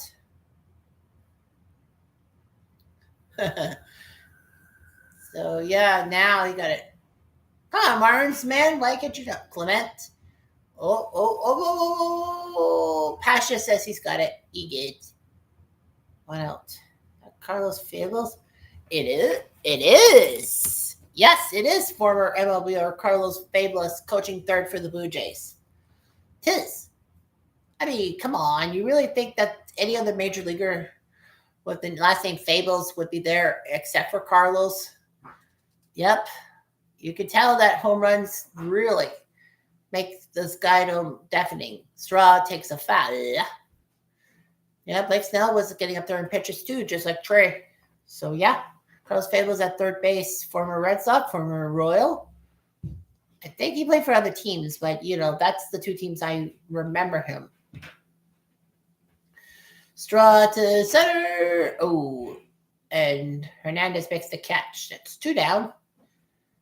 And it looks like Fluharty is going to be the guy coming out the 5th. So yeah, so that's what it is. Fluharty is going to be the guy who will come out of the bullpen. I mean, Trey could have come out 5 innings and get a decision. Well, if the Jays are winning, then he can get there. But because Jenner kind of hugged him, that was it. And here comes Jim Jimenez. So yeah, number 0 in your programs. He's not a 0. He's a pretty good player. Lots of people would ignore wearing number 0 and all that. I'll be honest with you. I know Al Oliver wore 0 with distinction for many teams. I think he did I know he did it for the Expos and the Jays, but I don't know if he did it for Pittsburgh or Texas. Well, that maybe Texas, but Pittsburgh, I doubt. 1-1, terrible swing at that. He flailed at that one. The Royals weren't really good. Yep. Mike Sweeney. Yeah, he was a good player. Yeah, the Royals for the longest time just couldn't get anything going until 2014. From 1985 to 2014, that 29-year stretch, 86, I should say, to 2013, the Royals just couldn't get anything going. And then 2014, they had that magical wildcard game against Oakland on home turf. And then they went on, took care of the Angels and took care of the Orioles in the drive for the final, going 7-for-7 because, Jimenez. Well, that's a swing and a miss, strike 3. But the Blue Jays did score 2, and it's a no decision for you, Savage.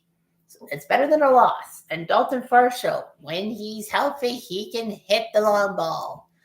And he does to tie it at 2. So that's beautiful. The World Baseball Classic Pool B, U.S., Mexico, Italy, England, Great Britain, and Brazil. So yeah, America and Mexico. Italy is known for their comebacks, but U.S. and Mexico basically have this one. Great Britain and Brazil. I just wish Canada was in that pool. Yes, you should put Canada in the pool at Daikin Park in Miami. With U.S., Mexico, Italy. Maybe take out Brazil and put Brazil in with Puerto Rico and Cuba and all that. I'm actually surprised. Anyway, Pool C is Japan, Australia, Korea, Czechia, South Korea, I should say, and Taipei, aka Taiwan, at the Tokyo Dome. I think Japan and Korea, if Taipei can behave themselves like Australia, they should be fine. Czechia, we'll have to do it. Venezuela, Dominican Republic, Holland, Israel, Nicaragua at Lone Depot Park. No, Daikin's not Miami. Daikin is where? Where's Daikin? Houston. Daikin Park. Oh, that's what they renamed Minute Maid. Is Daikin Park in Houston? I thought Daikin. But yeah, you had Holland, Venezuela, Dominican, Israel can shock you, Nicaragua. And then Miami and Houston will show off quarterfinals, and Miami will be where the championship will be. So yeah, Japan will have it on Netflix. The U.S. will have it on Fox. And the Sabres beat the Leafs 5-3 in Buffalo. That's almost nothing surprising. Alex Tuck with the 5th goal, the Tuck. So the Leafs lose again in Buffalo. They suck, Buffalo. Washington crushing Columbus 5-1. Devils taking down the Sharks 3-1. Something that the Rangers should have done, but why the fuck they didn't, I don't know. And Winnipeg leading Calgary 3-2 in the second period. So we'll keep our eyeballs on that game. Islanders Philly coming up at 12:30 tomorrow. Colorado Boston. Colorado still undefeated, 5 wins and 3 overtime losses. Well, 3 extra time losses. Boston 3-6. Anaheim Tampa. Well, Anaheim will be 4-2-1 headed to Tampa, who are surprisingly 1-4-2. The Leafs game against the Sabres at 5 o'clock. That's on Sportsnet 1. So I guess Sportsnet will be basically having the World Series. Well, they kind of have to, in a sense. Well, after all, Vegas, well, they escaped. Yeah, I think Vegas beat Colorado in extra time because Vegas is still undefeated. They're in Florida, who are 4-5. Florida's played a lot. And Otani-san takes a strike from Fluharty. Utah's the surprise, 6-2, like the Mammoth, the former Coyotes. Minnesota 3-4-1. And then at 7 o'clock, St. Louis goes to Detroit. Great battle of the former Norris Division rivals. Of course, in the different divisions. Columbus heads to Pittsburgh, who are 6-2. Man, they dumped off Mike Sullivan, and they're playing like there's no tomorrow. Ottawa heads to Washington. Sportsnet 360's got that one in Canada. Montreal, Vancouver on CBC because, well, I mean, Sportsnet obviously wouldn't have it because of the World Series. Otani takes the ball. So, yeah, Montreal, Vancouver. Montreal 6-3. They're pretty good. LA, Nashville at 8 o'clock. Carolina, Dallas. Carolina 6-1. They go to Dallas 8 o'clock. Edmonton goes to Seattle on CBC and Sportsnet 1. That should be interesting. And then Sunday, Colorado heads to Jersey. Jersey Mike's. Vegas heads to Tampa. San Jose heads to Minnesota. Utah, Winnipeg. That should be interesting on Sunday. Kings in Chicago. And Dallas, Nashville. Rangers head to Calgary. That's on Sportsnet West. The worst part for me, strike 3 on Otani-san. Worst part for me is I can't watch Rangers Calgary live because Sportsnet West has the stupid regional restrictions may apply, meaning I'm fucked. Edmonton, Vancouver, that's on Sportsnet 1. So, yeah. Yeah, gosh. So, yeah, the Leafs suck. Oh, no, we suck again. Standings-wise, the way too early standings are the Habs, the Wings, and the Sabres would make the playoffs. Top 3 teams in the Atlantic, which actually shocked me because, you know, the Sabres haven't been in the playoffs since 2011. I keep thinking 2012, but I'm wrong. It's 2011. The last time the Sabres went the playoffs, Sellers was actually a thing in Canada before it got bought out by Lords and Taylor, and they were gone. And then Target Canada took over our store. And then all of a sudden, that turned to nothing. Metropolitan, Devils, Canes, and Penguins would make the playoffs. And the wild card would be Washington and the Islanders. Rangers have 8 points. That's not bad. There's Sir Anthony Dominguez in the bullpen. Moogie will take a strike too. So, yeah, Washington and the Islanders. Yeah, Rangers have 8 points, but they only have 8 points in 9 years. Gabe, shish. Sorry about that. Oh, for fuck's sake. Colorado's 5-0-3.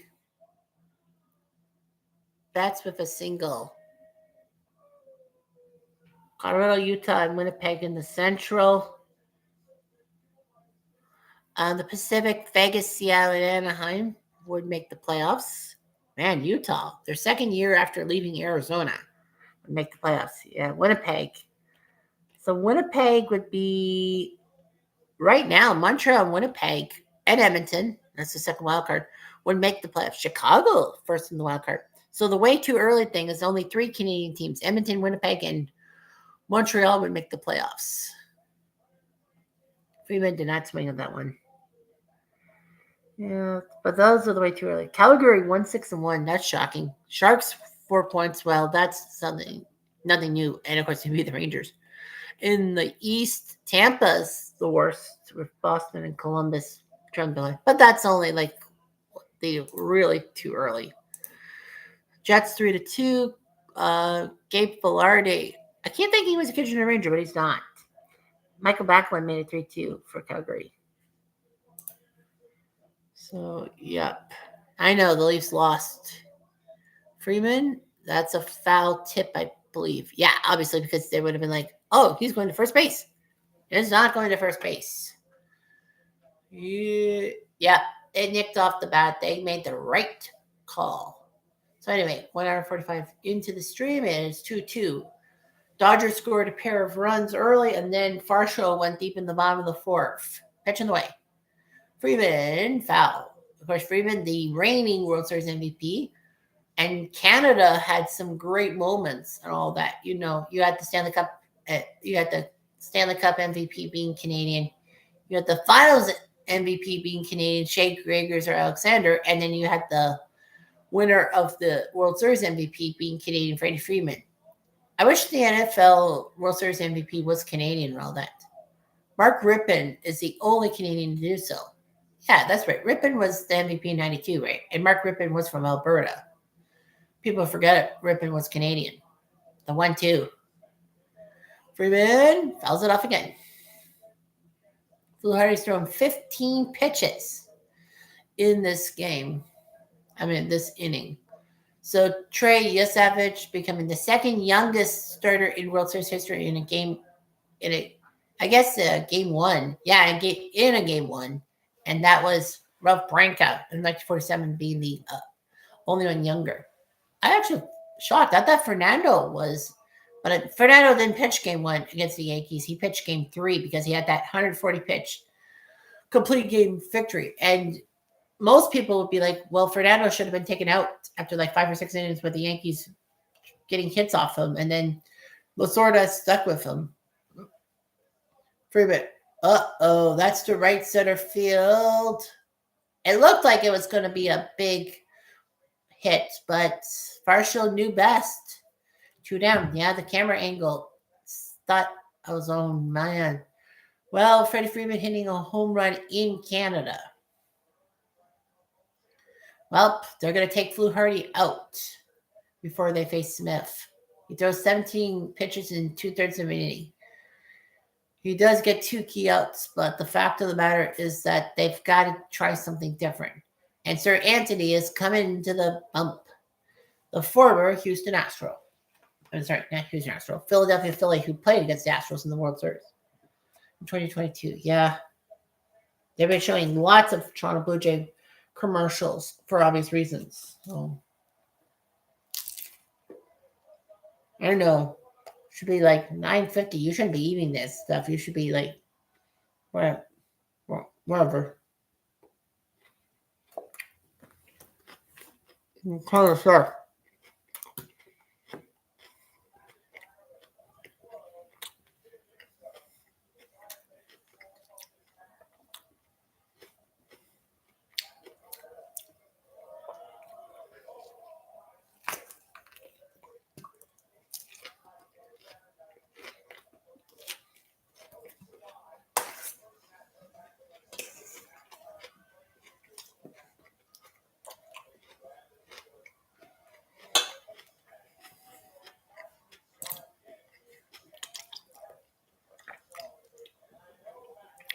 Yeah.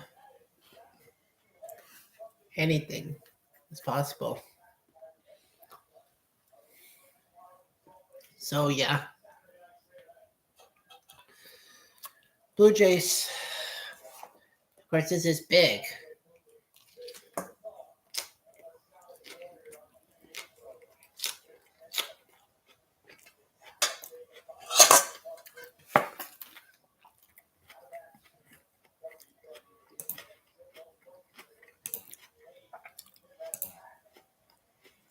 Not stupid me. I keep forgetting that I gotta edit some stuff.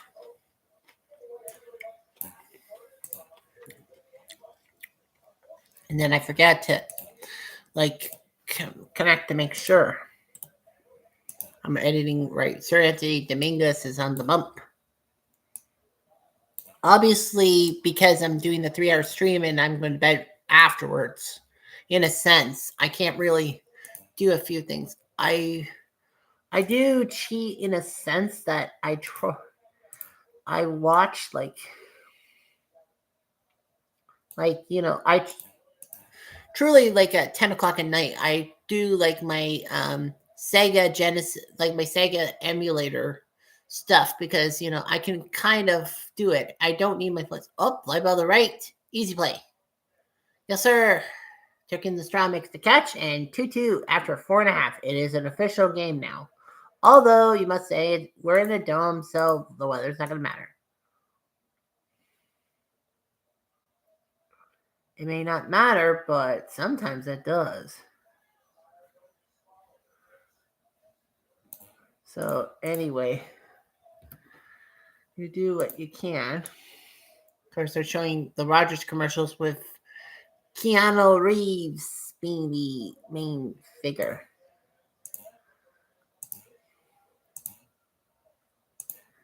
So Keanu Reeves. Yep, they've changed the Rogers stuff from red to blue for the Blue Jays. So that might be a little bit auspicious. I'm just stating it. But yeah, like, things are big. And of course, the whole story, the whole background story to this game is what, who I call Annoying Orange has done, saying that he has canceled a Canada-US trade deal and all that. Basically taking to the TV ads saying that he will not let Canada get good deal and all that. I wonder what they'll do for Mexico because obviously, the Canada-US-Mexico trilateral agreement and all that. But now I worry about what his true intentions with Mexico will be.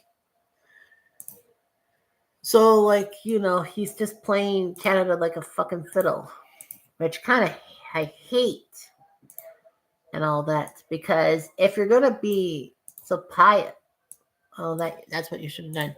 Like the joke will be on him because a lot of American companies do involve Canadians. So with me, it's like, well, the joke will be on him coming through. So yeah, I think the joke will be on him more so than anyone else. I know I shouldn't really mix politics with my stuff, but you know how it is that I think that, he's trying to, like, throw Canada under the bus. I think it's like a covert operation, if you will, that, he plays, he's like, okay, Canada will make a deal. No, we won't. I feel that, lots of things will happen.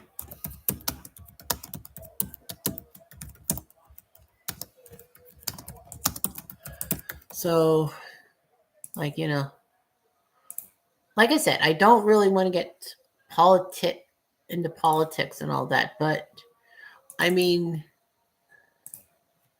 dude. And a looping hit by Springer, beautiful.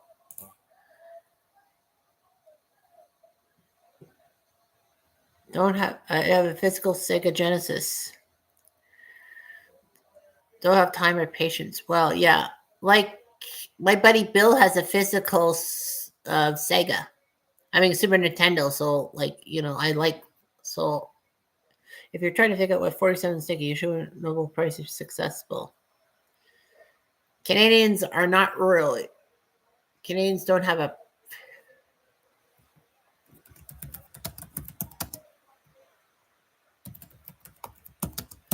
Let's see. Other than Pearson and who's that Canadian guy? Not Sock. Alexander Fleming. No, Alex Fleming wasn't. Who's the Canadian?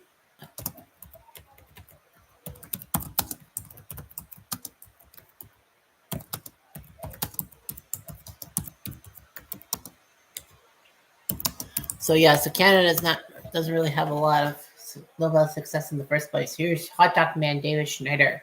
You know, it's Schneider's hot dogs. You know, if you're Canadian, you know Schneider's hot dogs. If you're not Canadian, you don't know. Unless I say something. Oh, too down there. I'm just trying to think here. Off the top of my head, is like if I could share a screen and share like what 2nd and 10, what college football is going to look like tomorrow and all that. I would love to. 2-1. And what I'm practically going to be working on tomorrow, like tomorrow morning. Tomorrow morning, I'll probably put up I'll probably create a few top 10 videos. Although I got to figure out. I think I'll probably have to do OTP sometime in the afternoon because I have to go get my bus pass renewed. Because, yeah, I got to get my bus pass renewed for work. Because of the fact that Monday to Fridays are no good because, I work and all that. And then, getting to downtown to get my bus pass renewed isn't working. Saturday is my best day. Sundays are church, so I don't really want to do that during church. So, yeah, there's going to be 7 games tomorrow and 7 games on 7 games this Saturday and 7 games next Saturday. And then it'll be the week of November 8th, 15th, and 22nd. Yes, JFK Day. We'll have 6 of them and all that. And they were randomly selected and all that because of the years. Because for one example, like Utah, Ohio State, it's 04 Utah versus 02 Ohio State. 4 plus 2, I take the last numbers of their years. 4 plus 2 is 6. And because I'm doing 5 weeks of this, Schneider, this could be a double play. Well, Schneider hustled, but he fails. Yes, so the 02 Ohio State squad will play the 04 Utah Utes with Alex Smith, the future number 1 draft pick. So, let me see.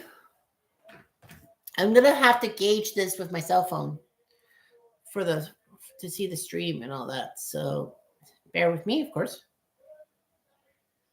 All right, here, me. That's me. History. All right, so let's here. All right. Here. All right. Can I get the volume? Can I get the volume? Can I get the volume?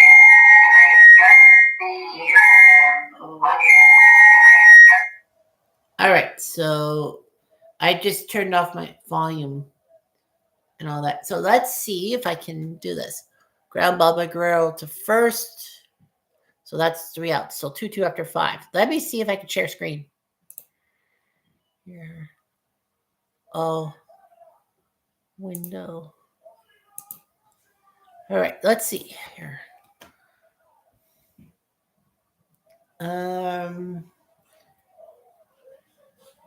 So, I think it's the hide. If I push hide, does that work? Shit. It doesn't work. I thought it would work with me sharing screen. Nuts. Shit. Well, that didn't work. That didn't work. Like, I'm trying to share, like, the screen. Yeah, 6 to 10. You only work 4-hour shifts? That's awkward, but yeah.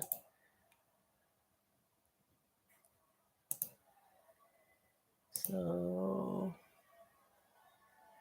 yeah.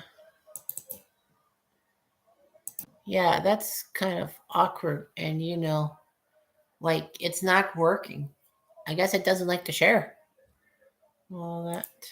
So, I guess most games it does work and all that. And most games it doesn't. Like, that's pathetic. Like, why Studio won't do that? So, yeah. That's funny. Okay, so Okay, volume back up. My other shit. Okay.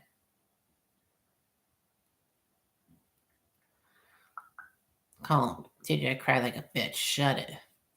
Tomorrow's supposed to be late rain. It says in Waterloo, which technically is wrong because it's supposed to be Kitchener. Okay, so yeah, 2nd and 10, which I will be taping tomorrow morning. We have the 2007 Hawaii Warriors, the team that shockingly went 12-0 in the midst of one of the craziest college football seasons of all time in 2007, taking on the 2004 James Madison squad, who won that IAA stuff. And then, well, James Madison's in the Division One, so that's why they're in the game. So they got to play each other. 2004 Utah with Alex Smith faces the 0-2 Ohio State squad, the team with who pulled off one of the biggest upsets in history by beating Miami and ruining their chances to go back to back. I know there were other Ohio State teams, but I think the 0-2 team was pretty good and all that. The 99 feet Tech squad with Michael Fick and a few other people who got to the BCS final, taking on the 69 San Diego State Aztecs with Dennis Shaw being their best team. Where's Marshall Falk? I think Marshall Falk's on that team. I hope he is. Anyway, 77 Eastern Michigan playing 69 Toledo, the Battle of the MAC. One of those schools will be going to the round of 32. You know, it was randomly drawn. Yeah, the game randomly drew these guys. So, yeah, 77 Eastern Michigan. Yeah, against 69 Toledo with Chuck Early, future Grey Cup winner Chuck Early at pivot. He did that for Hamilton 72. 2002 Western Kentucky IAA team. Of course, Western Kentucky is in the main dance. That's why they're in. They take on 1944 Tulsa, who shocked a lot of people by beating Houston in the first round on a Hail Mary in one of the greatest endings of all time, getting a Hail Mary to beat 1990 Houston in Houston. So they'll host Western Kentucky. 2010 Oregon will take on 1966 UCLA Pac-10. Well, the quote-unquote Pac-10 battle royal. 2010 Oregon without Marcus Mariota. Was, I think, who was the quarterback? Dennis Dixon? Gary Beeman. No, Marcus Mariota. Oh, I made Marcus Mariota, I guess, my quarterback. And then 66 UCLA with Gary Beeman, who the next season, was it the next season that he won the Cy Young of the Heisman? Or was it the 66 year? I can't remember. But yeah, Oregon, UCLA, that's a great match. Oregon thought they had the national championship, but lost to Auburn and Cam Newton. And the last matchup from Saturday will be the 2007 UMass Minutemen taking on the 1966 Wyoming Cowboys. And all that. Josh Allen, I think I put at quarterback for Wyoming. But yeah, you got these guys. So yeah, I picked one person per position to, play in as legends and all that. Key matchups after that. Well, it will be. The order is that, big strikeout there by Sir Anthony. Yeah, so Oregon, UCLA will go 6th.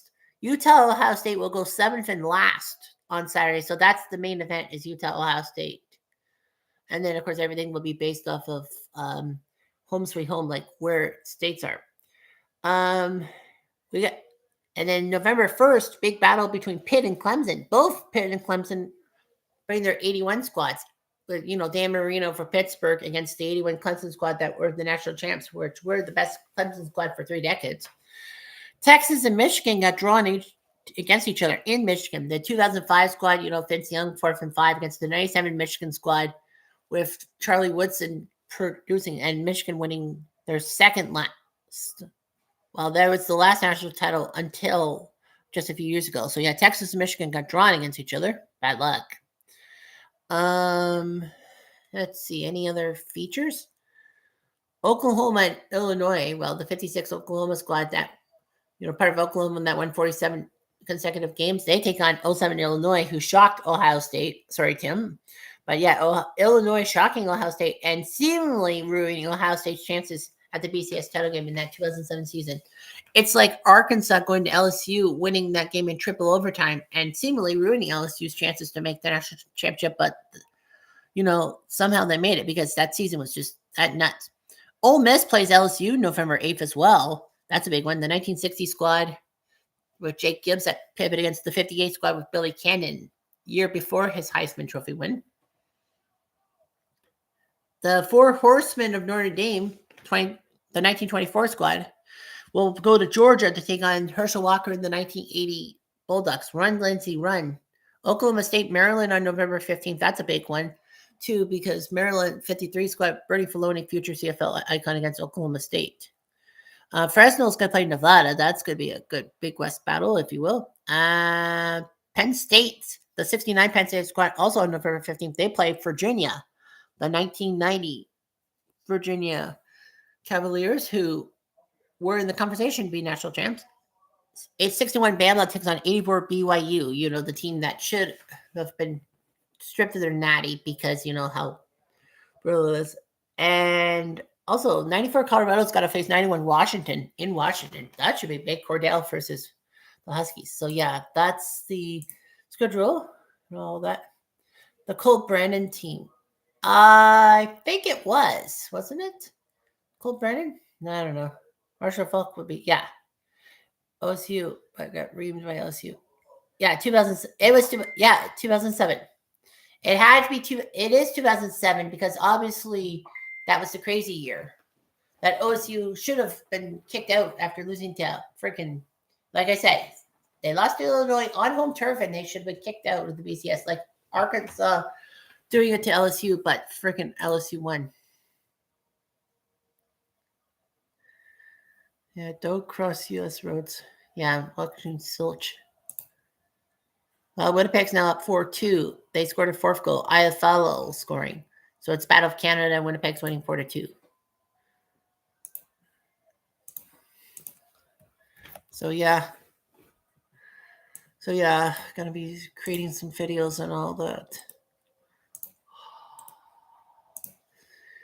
Yeah, so you're probably kind of hearing SmackDown in the background. My aunt's home from an event and she's watching SmackDown and Cody Rhodes and all that. So now I'm starting to create.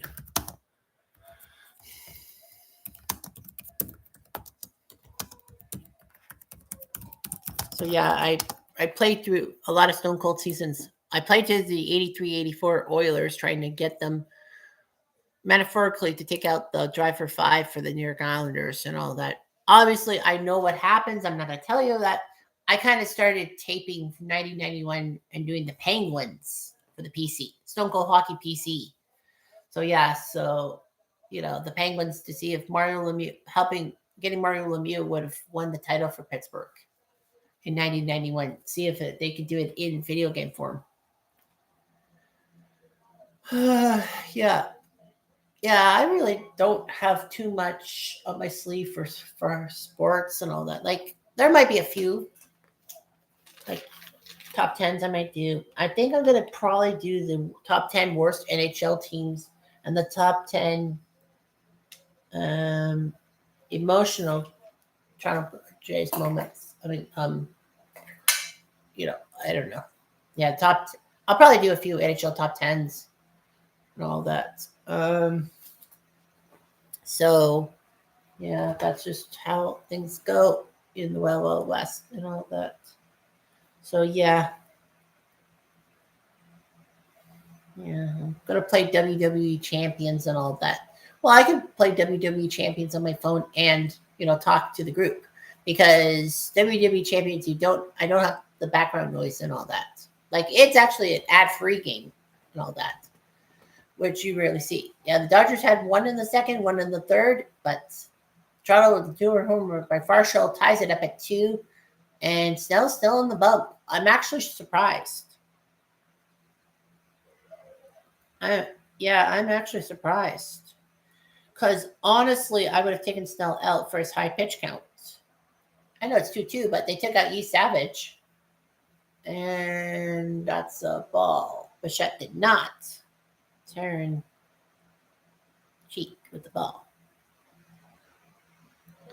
Dave Roberts is a little bit miffed, of course. It is Dave Roberts. 2-0. Ball 3. Yeah, I think this is the first time that Marlins man has actually been to an event in Canada. So,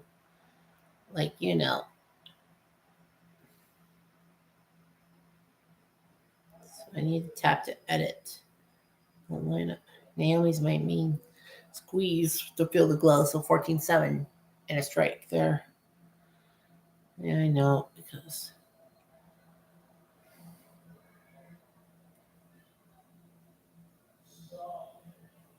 So yeah, 3-1. He went for it and he strikes. He fouls it off 3-2. So yeah,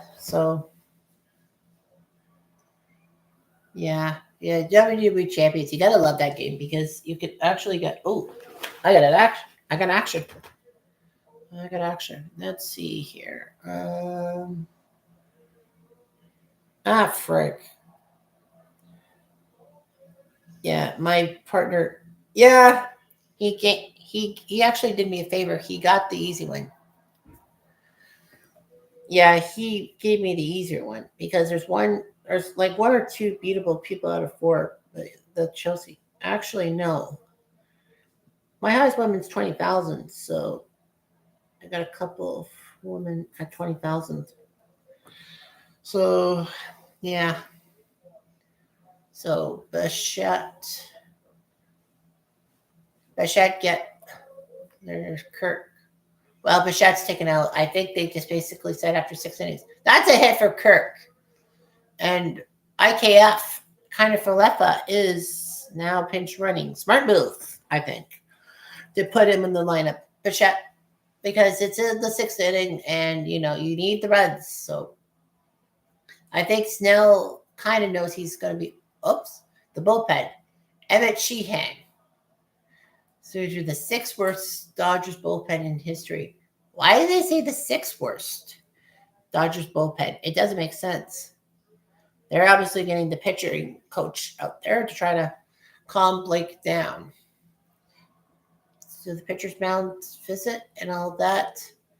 Varsho, the hero of the moment, of course, because if it wasn't for him, the Jays would be still down 2-0 possibly.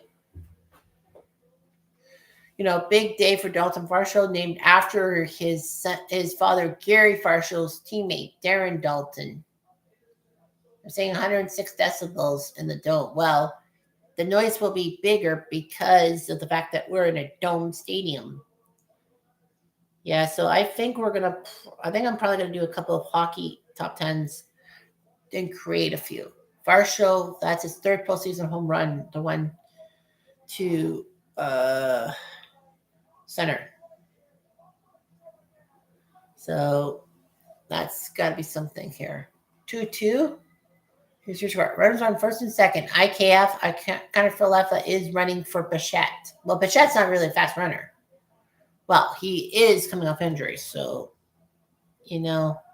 that's kind of the smart strategy for Hot Dog Man Schneider because of the fact that what can you do? And pitch.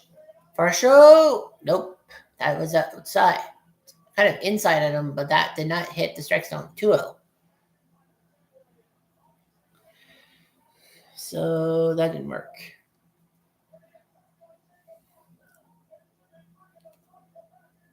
2-0. Fallon, 2-1. So Dalton trying to do his job and all that, former Diamondback, and then we traded him for Lourdes Gurriel. Yeah, we traded Lourdes Gurriel and Gabriel Moreno, a catcher, for him for the want of Dalton Varsho. But Moreno has done okay. Gurriel's done okay for the DBs. But you know how it is.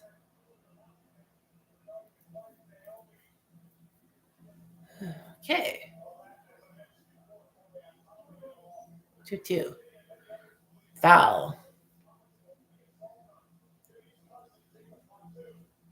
So anyway, yeah, 2-2. Like I said, those tickets are like a few $1,000. There's Eugene Levy. Is that Joe Flaherty sitting with Eugene Levy? Yeah, Eugene Levy's up there. You know by the eyebrows and all that. Wish he had his glasses on. He probably has contacts. 3-2.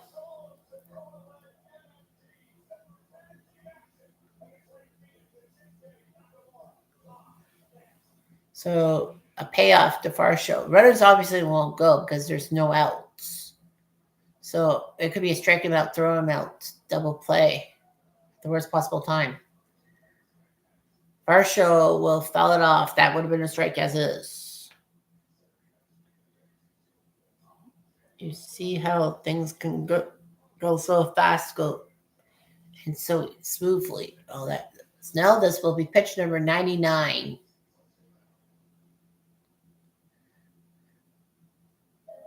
3-2. Varsho. Deep to right. Foul. Shit. That would have been a classic moment. Hitting 2 home runs in a postseason game, much less a World Series game. I don't think a Jay has ever done that before, right? No, I don't think a Jay has ever hit 2 home runs in a World Series game. I know Joe Carter hit one in game 1 of 92. Ed Sprague hit it in 92, game 2. Oh, they hit him. That was ball 4 as is, so it didn't matter. That was a ball. He hit Varsho. I think Blake Snell is done for. I think that pitch basically means the Dodgers are going to probably get rid of him. And now Ernie Clement's coming up. Well, Snell's thrown 100 pitches. Yeah, they're coming out to get him. They have to, because that pitch riding in on riding in on Varsho meant something. So Snell is going to be yanked after 100 pitches. Bases loaded, no outs. The Blue Jays better do something about this, obviously, because, you got bases loaded, no outs. 1 run will work. Will be better than 0. 1's better than 0, that's for sure. Yeah, you got Blue Jay fans far and wide just praying, hoping that the Blue Jays win tonight and all that. Because if the Blue Jays can win, that would be fan-freaking-tastic. And put the pressure on everyone else. Actually, I have to check the OHL because I know my Kitchener Rangers played and all that. Yay, Kitchener Kachi 4-1. Kitchener wins 4-1. So we are now, I can't remember. Okay, so Kitchener, well, the first star was Christian Humphreys, who we picked up from the NCAA late last year. He had 3 points. Kevin Arquette scored a goal. He's our 3rd star of the game. So that's good news for the Rangers. Tanner Lamb, number 5 of the year. Avery Ansys, his 2nd. Arquette, his 6th. And Christian Humphreys scored into the empty net. Well, Jimmy Lombardi scored for Flint. So, yeah, Kitchener, Kirsch was in the net. For Kitchener, Mason Ficari for Flint. And all that. So, that was big. So, yeah, 6,000 fans packed the Odd and all that. Of course, they're probably their minds would probably be on the Blue Jay game and all that. I know they're doing a Blue Jays watch party at the Odd. She had 4 earned runs in 3 1/3 innings. So that means standings. So right now, with that win, Kitchener is now 8-3-1. So they have 17 points. Windsor and Owen Sound are ahead of them. So, yeah, that's a huge one. Well, Windsor's played 15 games. So it's still a little too early. Flint's only played 10. They're 7th. Starting in Erie would miss the playoffs because it is the top 8 out of 10. Chopper, foul. Yeah, you don't really want a chopper.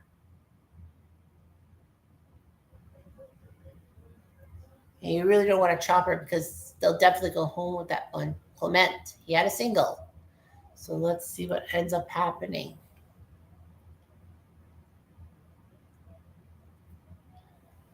Oh, 1. Clement, through the hole, base hit. 1 will score. And they might go for 2nd. Did they? No, they didn't. Corvette with a looping single. They held the runner at third. It's now 3-2 Blue Jays.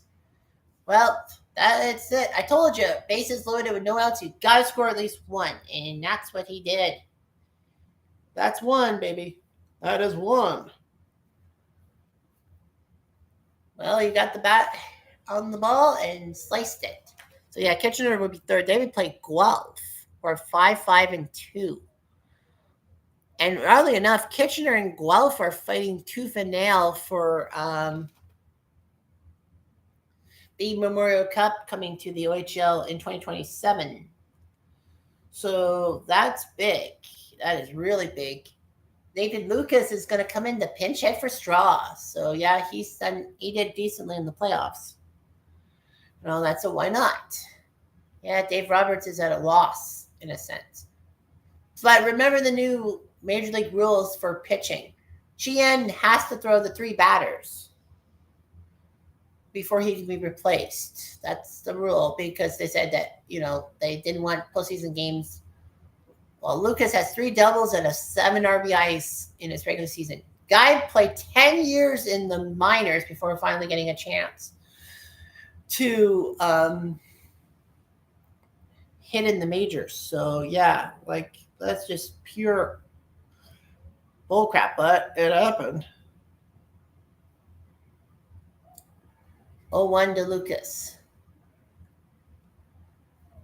Swing and a miss, strike 2. Marlins man is up out of his seat. That's good news. That should help.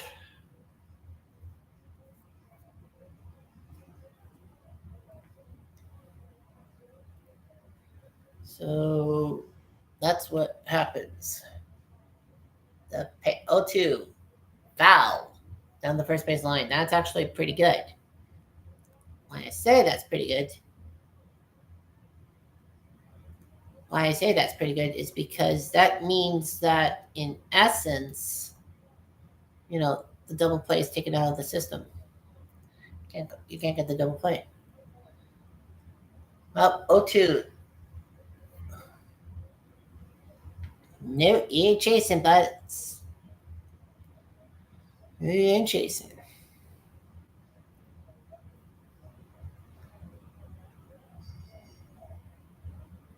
No, you ain't chasing. 1-2 pitch.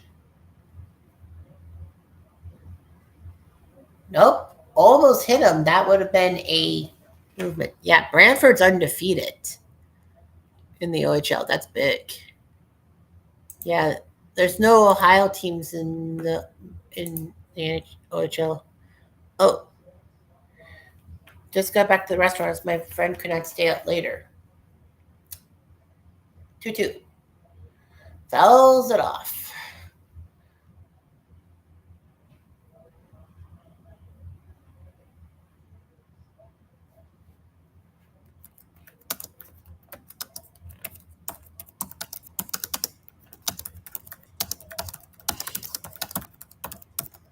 Roseworth Gamer is on the screen. I don't know why he's number 1 in the top fans thing.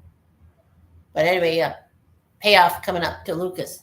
You're not going to really start the runners because you can screw everything up. Yeah, I mean, you're pitching in a World Series game at 21 years old. You have a right to be nervous. Anyway, here's Lucas. Sheehan. That was in the zone. 97. No. Oh, I thought he made the catch, Muncie, but no, he did not. He thought he had the ball, but no. Yeah, 10-0. I actually have to see the CFL scores because I think Hamilton. Fuck, Hamilton won 35-15. So Hamilton won.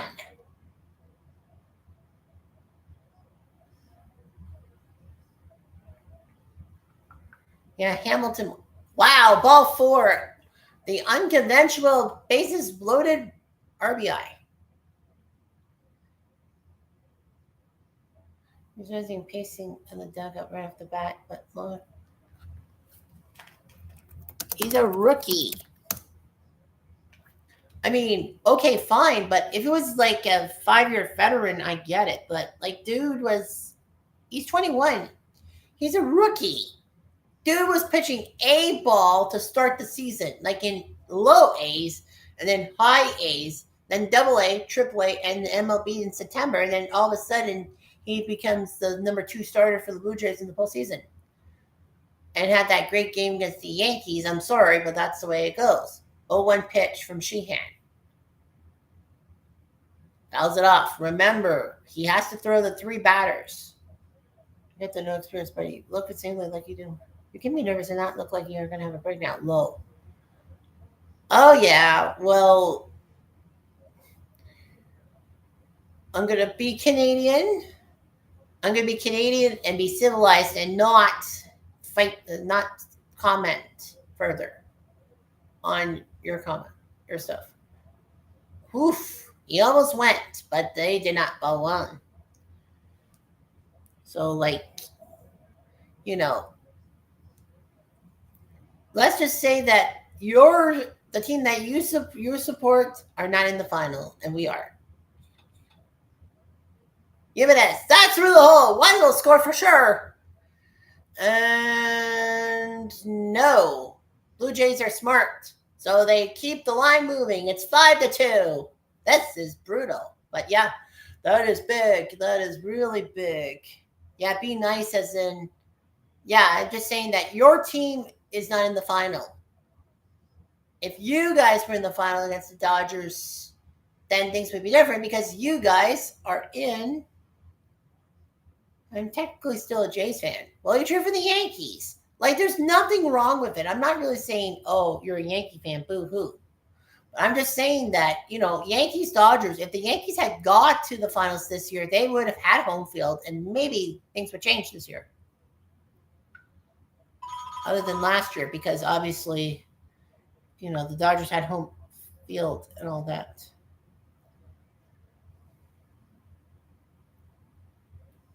So anyway, let's see here. I could do that. The other card game. This game is over with. It's not over yet. The Blue Jays may be up by 3, but the Dodgers still have 3 innings to do something. If Springer can do something here, then maybe game over. How about another Springer dinger? Chopper. They'll have to go home for 1, and that's all they can get. Well, I thought so, but no, Springer did not get the run across. Like, if the run across, then maybe you can say it's over. I don't. I got to remember, the Jays were up 6-1 on the Yankees. Yeah, I know that the Yankees did have a lot of innings. But the fact of the matter is that, you never know what can happen. And the world's like the Dodgers, Dodgers were down by 5 runs to the Yankees when they pulled off the comeback.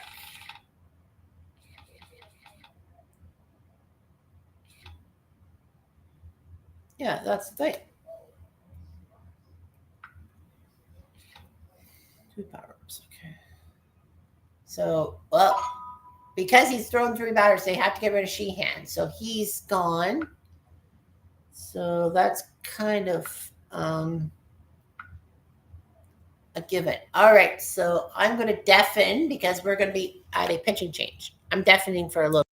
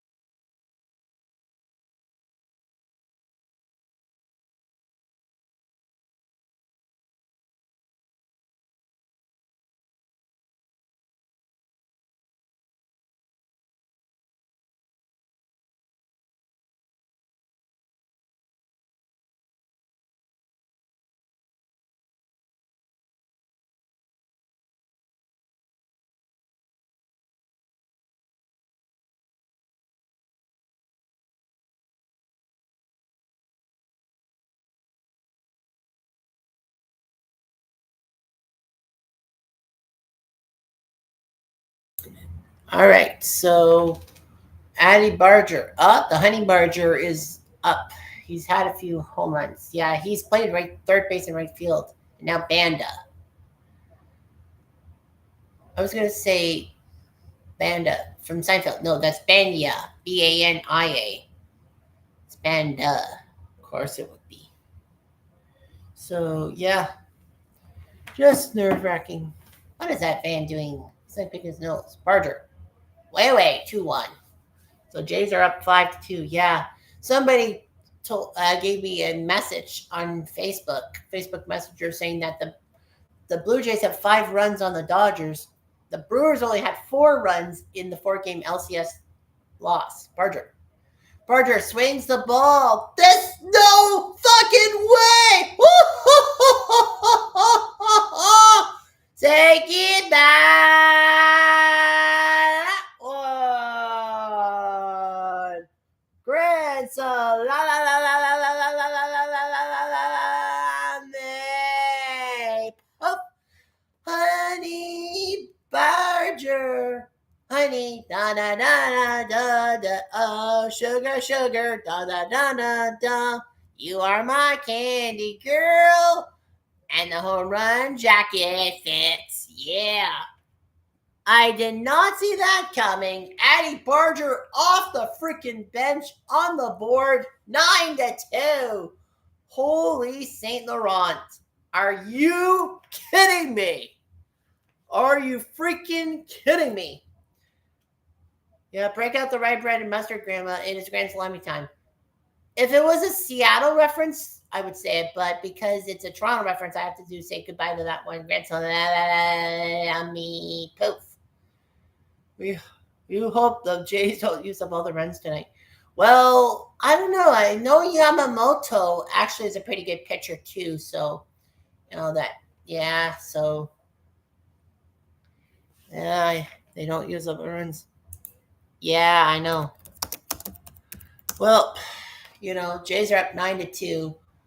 Though there has been an 8-run comeback in a World Series game, and that was 1929 with the A's doing it against the Cubs. So that's the only time I think a team has ever come back from 7 down in the World Series. But man, Addy Barger, like holy shit.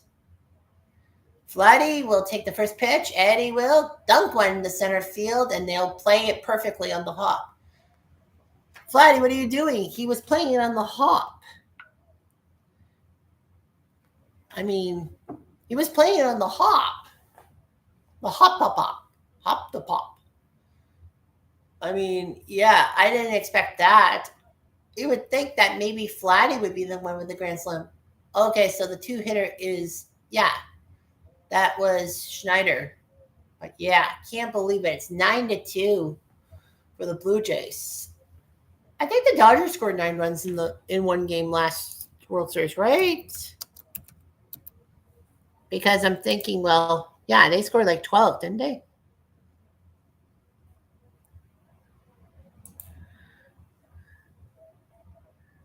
Yeah, they had 9, right? Let's see. 6-4. No, the Yankees scored 11 in game 4. I was thinking, when was the last time someone scored 9 runs in a game in the World Series? Last year, I guess. All right. Catch on the way. IKF, fly ball to the left. It looked good off the bat, but it's going to be catch. Caught a ball by Kiki Hernandez. 2 outs.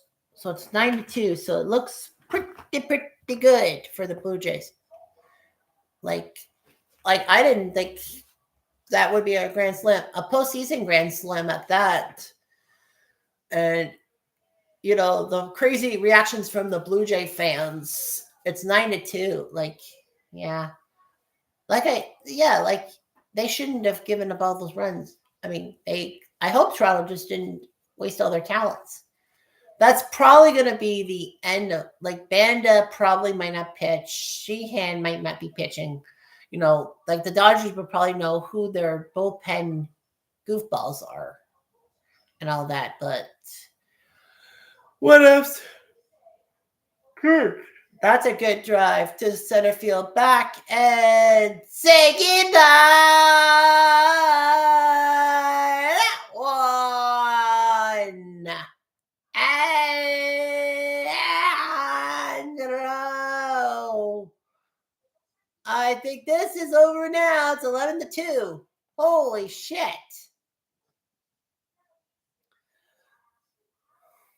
Well, I told you he was a hot and cold hitter. That was hot. Hot, hot, hot.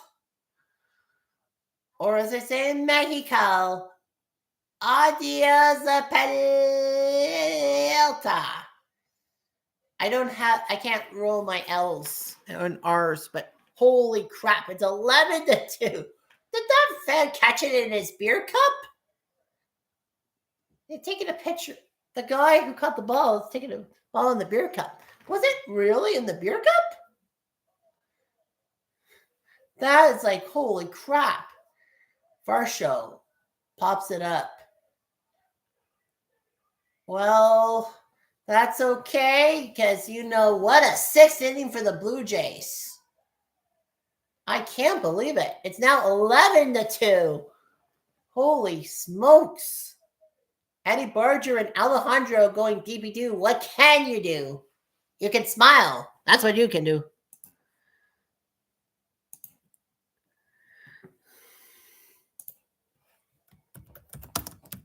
Yeah, so yeah, I got to make sure that Tim, hold on here.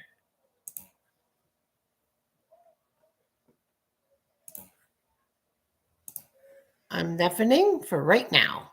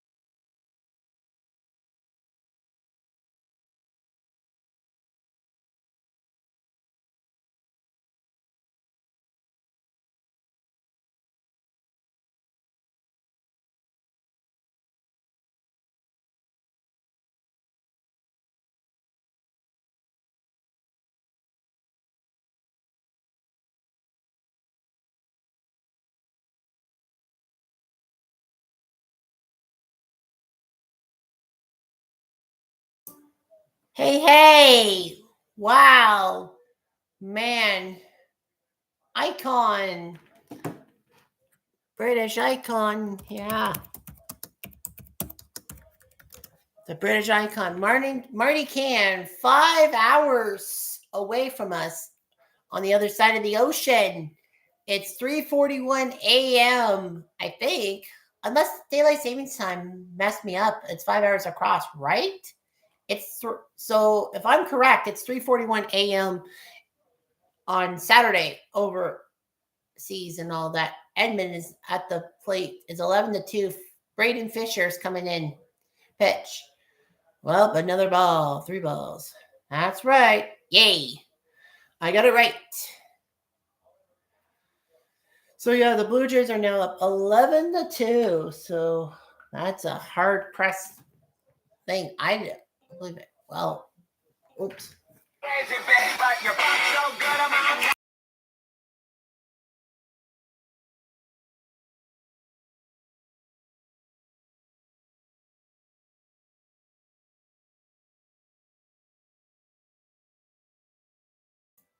Yeah. Yeah, I was playing Song Pop. I forgot that I pushed the wrong button. I thought that when I pushed the thing, it would just say pick your playlist. But no, it's to play your turn. Obviously, I don't want copyright infringement, so I had to hustle with the mute. Stupid me. Nevertheless. All right, so runner on first after 4 straight balls. Two of them Pages coming to the plate. No, it's not pronounced pages. It's Pages. Oh, what? Hi, about 1. So yeah, I mean the dude is like.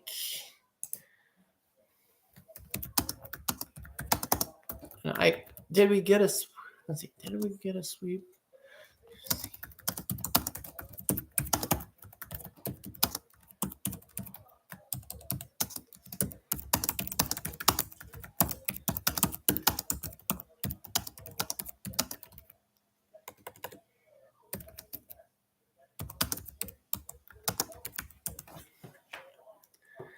So yeah, sorry about that. I'm just basically setting up some stuff and all that.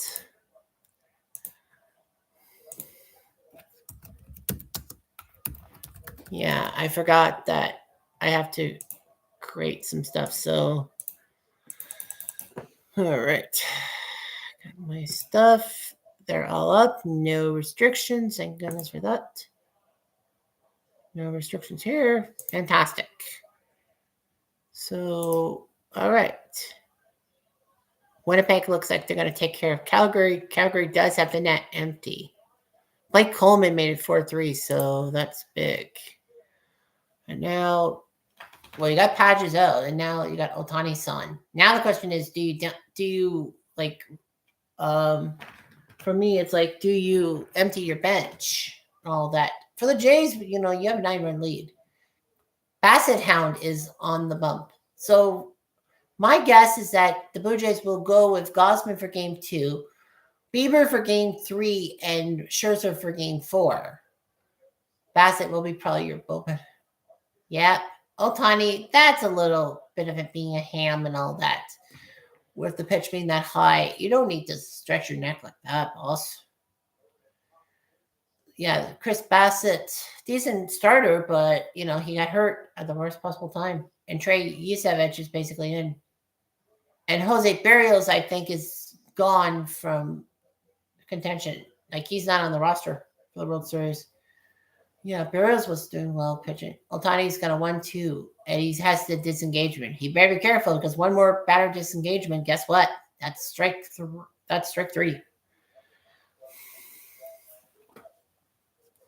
So yeah, Blue Jays up 11-2. So anyway, yeah, 1-2, 1 out.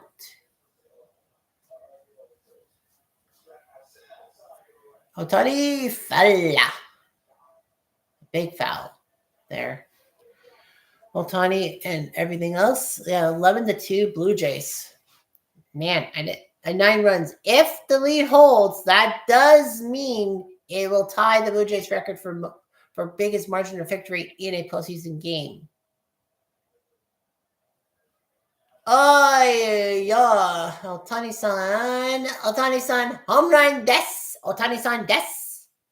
11-4. Well, now I jinxed him. Good. Otani-san does go deep. Well, good for him. 357. So, yeah.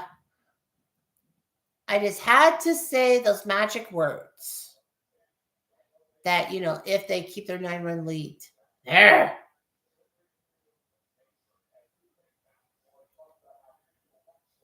Otani, home run des. Dodgers young. Blue Jays Jew each. Here's Mookie. Strike from Fisher. Well, I just had to open my fucking mouth. I bet you if I kept my mouth shut, Otani-san would have been out. Or at least didn't get a home run. So, yeah. Well, I mean, the Americans got what they wanted. Otani-san getting a home run. So, that should be their happy ending. And all that. 1 ball, 2 strikes. So, yeah. 1 ball, 2 strikes, 1 out. Yeah, Bassett on the bump in the bullpen, which, it makes sense. Yep. Mookie, I don't think he went. Oh, he did. Mookie crossed the plane of the plate. Well, that's a strikeout. 2 outs. Now the question is that it for Fisher? Bring it home.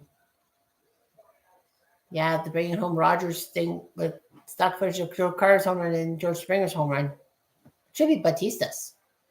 Anyway, here's Freeman at the plate, top of the 7th. Swing and a miss, strike 1. So Freeman, the Canadian, doing a game in his home country. He didn't this year because the Blue Jays went to LA for the 3-game series. Every National League team got 3 games against the Blue Jays, except for Philly, which they deemed to be the rivalry, the AL-NL rivalry, Toronto. It should be Toronto Mets, technically. I mean, Toronto Philly has that rivalry only because of 93, excuse me. I mean, why don't you just put Braves and Blue Jays as a rivalry? I mean, from 92 and all that. For more than 3 games. That's all I ask. But yeah. So that can Fisher get out of this quote unquote mess? Of course, they'll be saying, instead of take me out of the ball game, they'll be saying, okay, Blue Jays, let's play ball. Tiny went deep. And I looked at the CFL scores, and Hamilton beat Ottawa today. So that means Hamilton is the Eastern Division champs, which means the Alouettes, my team, Montreal, will be hosting. Fly ball to the right, should be caught. Please catch it. There you go. Attaboy, Bargy. Well, we did give up 2 home run to Otani-san, but you know what? Screw it. We're winning by 7 runs. We were at the 7th inning stretch saying, take me out of the ball game. No, saying, okay, Blue Jays, let's play ball. I'll be back.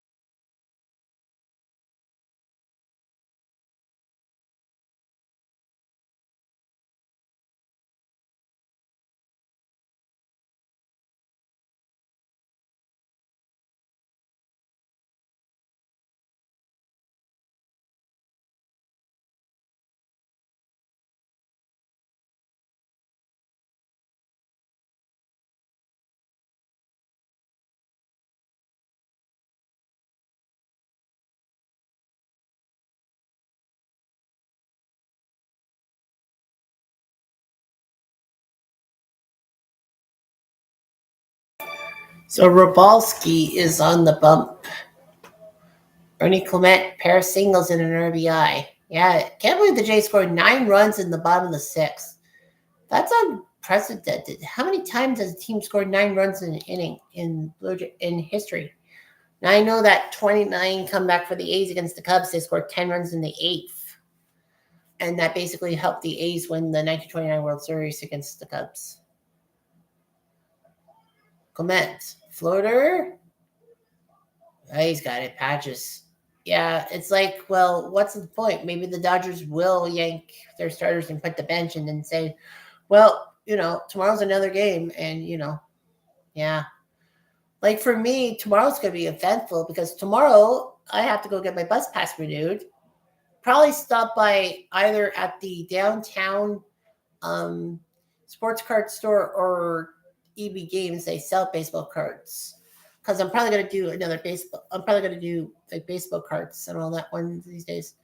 Well, I'm going to be unpacking basketball cards, 7-card NBA stud, and all that. If the Jays, if they score a run, that'd be big. Lucas, ground ball the third, they'll throw easily. Yeah, Lucas at that bases loaded walk. So they got rid of him, and now Jimenez is coming. They'll beat. Yeah, they want it all. Of course they do. Everyone does.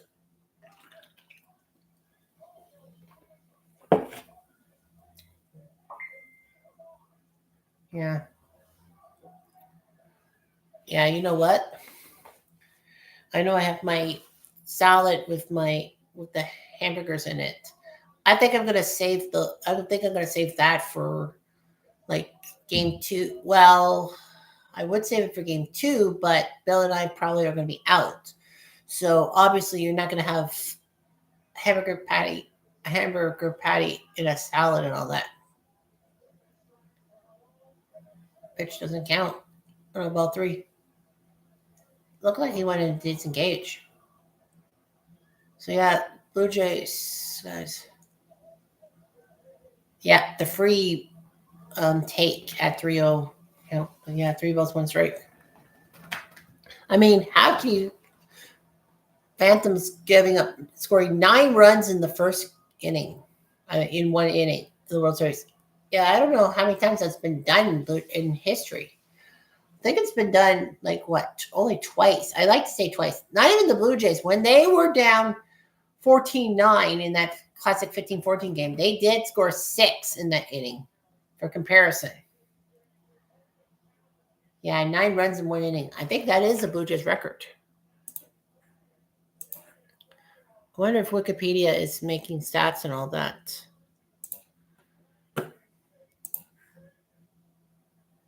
So yeah, Boba shot second base. And Jimenez swings and misses, strike 2.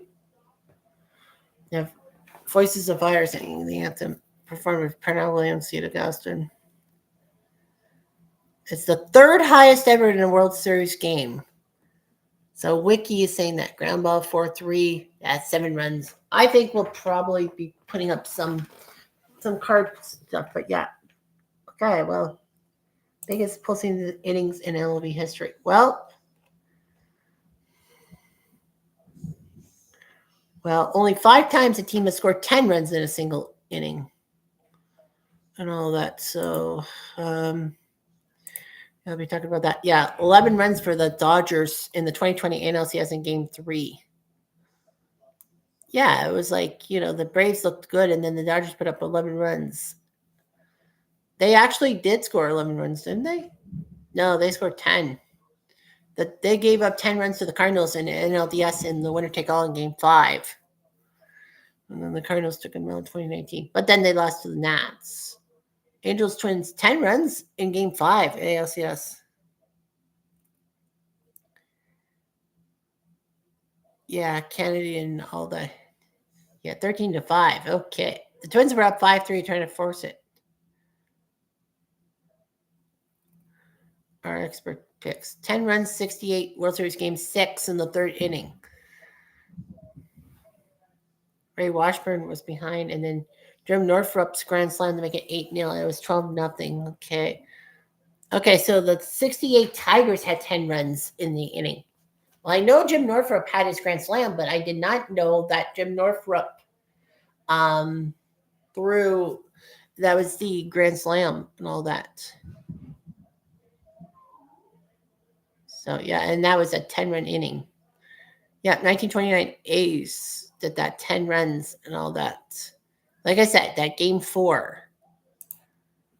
So, well, we have a final. Winnipeg Namestnikov, or named Stinkoff, I should say, with the empty net goal. Ooh, he stopped. He stopped after 2 hours. Okay, but yeah, yeah, I'm gonna deafen for a little bit and play some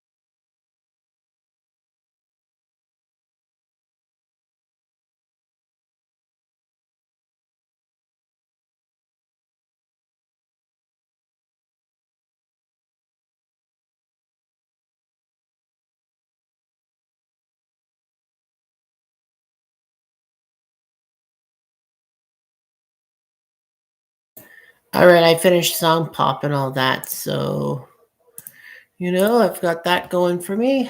Yeah, I'll open some cards, some NBA cards and all that. I feel like I want to open up. I feel like I don't want to go to the card store because I don't want to jinx it. But you know what? Screw that, because you know what?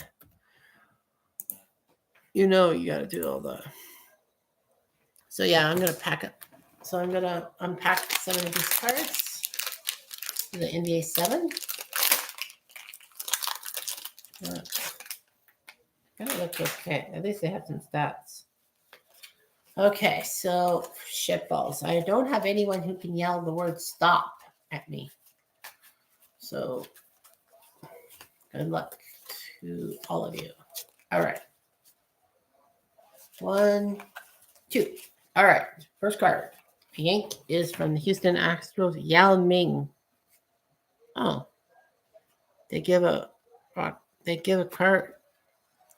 Yao Ming. Why don't they just give him a normal card? But yeah, Yao Ming.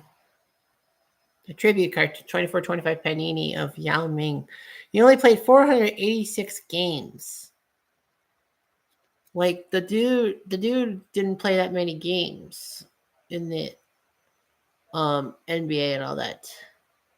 That is the craziest thing. It's the first card I pull is Yao Ming. All right. Next up is Pele Larson of the Miami Heat. I think he's from Sweden. Yeah, he's from Arizona. University of Arizona. Yeah, his rookie card and all that. Oldest player, he's 23 years old. Pele Larson for the Miami Heat. Switch meatball. Next up is Buddy Hield from the Golden State Warriors. Well, Philly traded him to. Well, he was Indy, then went to Philly. Now he's in Golden State. He's been unreal and all that. From the University of Oklahoma, good player for the Sacramento Kings, among other teams. So, Buddy Hield doing his job and all that. So, yeah, Buddy Hield's a pretty good player. Springer will pop out. Yeah, I think for the Dodgers, you just put your guys off the bench and then just call it a day. Number 4 is Ron Holland II from the Pistons, from the University after 2024. I don't know where he's from. He's rookie card from development team and all that. He was from a development team, the Detroit development team. I think he was undrafted or something like that. Number 5 is Chet Holmgren. This is a great player from the OKC Thunder that won the championship last year. Klein is the pitcher. Addy Barger with a grand slam, 3 home runs, 8 RBIs now. He had 4 RBIs heading into this game. Now he has 4 more. So, yeah. This was his rookie, in a sense. Well, he was second in rookie of the year. Chet Holmgren from the base hit. Beautiful. From Gonzaga. So, yeah, Chet Holmgren was a good player. And, he has a ring to him. Ring, ring, bling, bling. 2 more. Alexander Sarr, drafted from France. He played for Australia and all that. But, yeah, Sarr, the number 2 pick in the draft. So, yeah, I don't know what they'll do with him. One more card. Because of the 7-card Monty, it'll be another Thunder. Isaiah Hardenstein picked from the Knicks to the Oklahoma City Thunder from Germany. I mean, it's yeah, that tattoo arm and all that reminds me of Bazinga from from Sidemen. Yeah, Hardenstein, champion of Oklahoma City. Knicks fans won't be happy about that. So, okay, so I've done that. Don't save. Well, it saves the project. So, yeah, cut those 6 out. 2.8 gigs out of my system. So it's 11-4. Flatty will not swing. Yeah, Kershaw. His 20th and final season in baseball. The question on everyone's lips will be,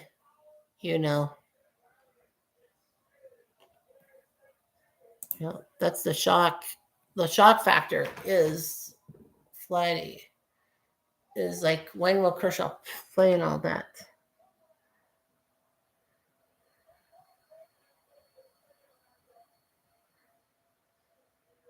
It's insidious.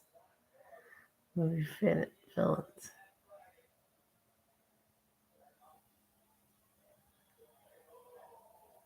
Muto.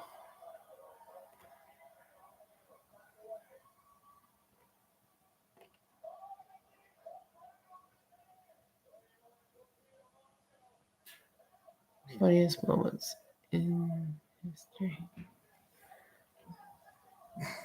It's old school Halloween. It's part 3. Betting scandal. Yeah, NBA's going under a betting scandal because of some card games with some shading poker tables and all that. Very shady.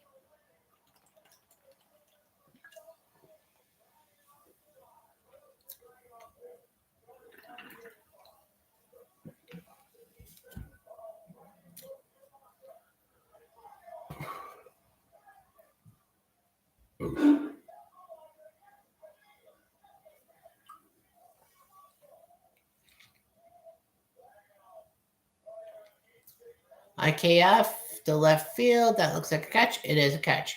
Just a single, but nothing else. Chase up 11-4. Oh. They're going to tell Lauer to pitch the 9th.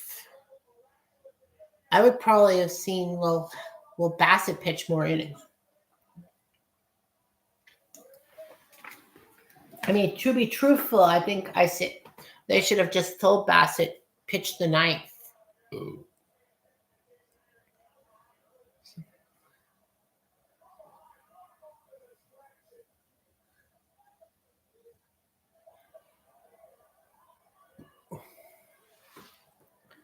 So, of course, now Blue Jays looking pretty good to go up 1-0 in the World Series and all that. Yeah, when the Dodgers were up 2-0, it was like, oh, great, we're going to lose game 1.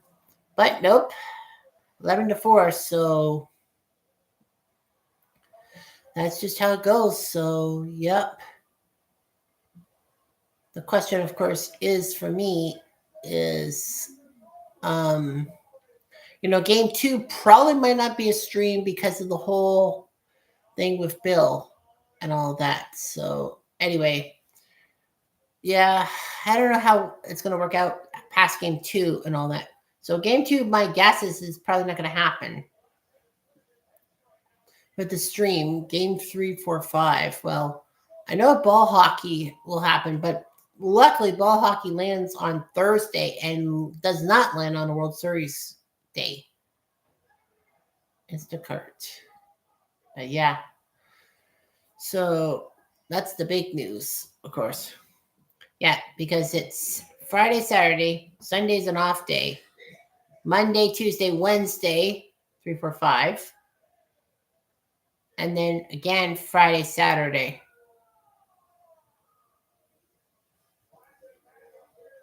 Yeah. So, yeah. Tomorrow's going to be one heck of a day for me because I've got to go get my bus pass renewed.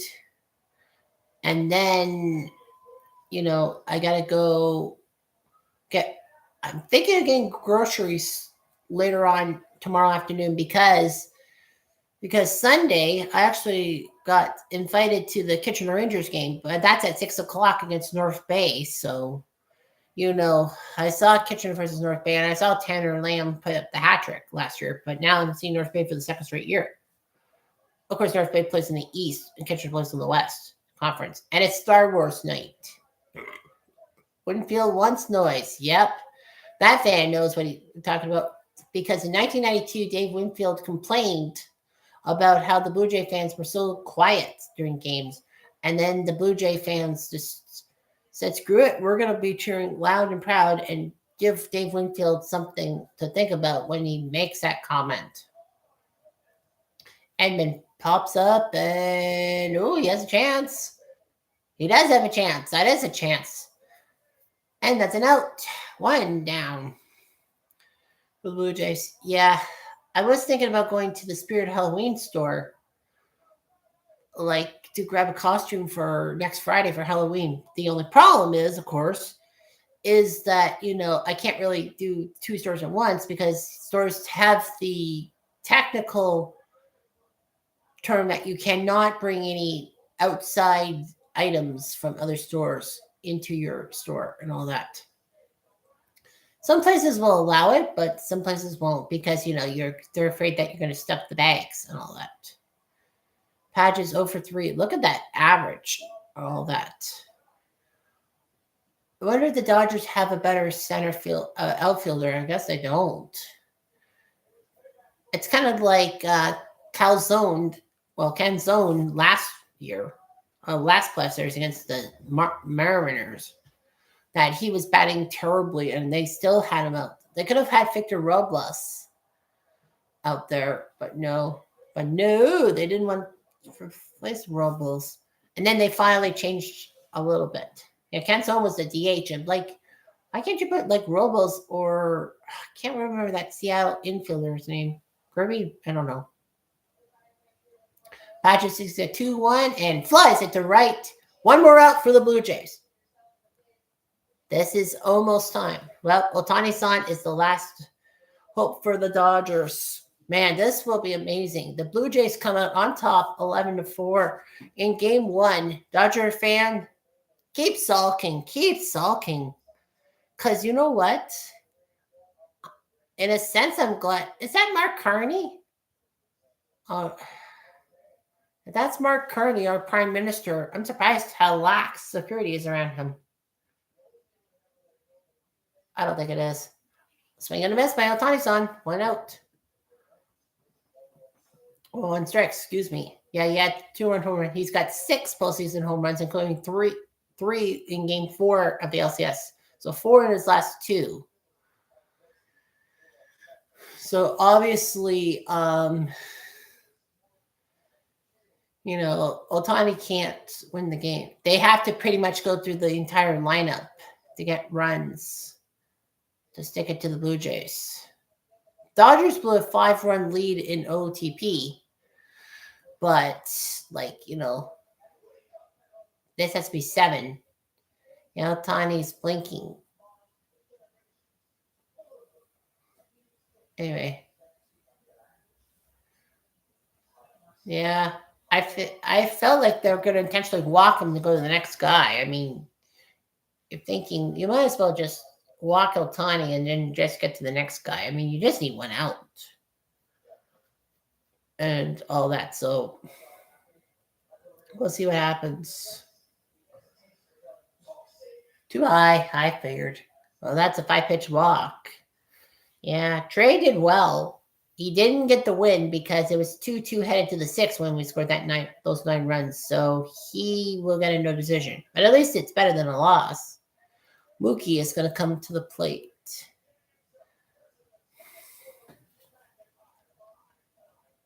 Well, yeah, that's what it is. Blue Jays are going to be winning this game, so that's good news.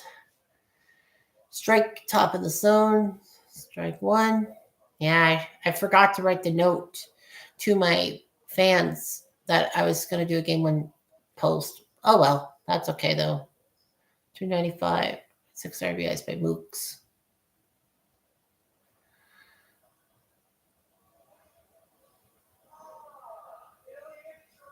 I don't know why the Sportsnet cameras went to right field when they made the call.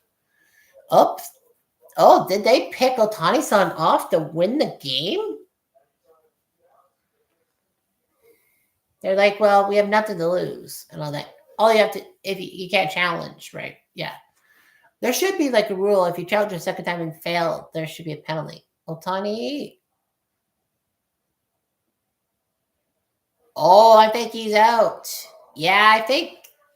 Did Vladdy tap him? Yeah, I think he tapped him before the hand went out. So that would be an auspicious ending to a World Series game. I mean, I've seen I've seen like Red Sox Cardinals 2013 in game 4, I like to say. Yeah, game 4 that Colton Wall was picked off first base. And the Bo Sox won game 4 to tie that series, and then they won the next 2. I've seen that before. Of course, game 3 of 2013 was when freaking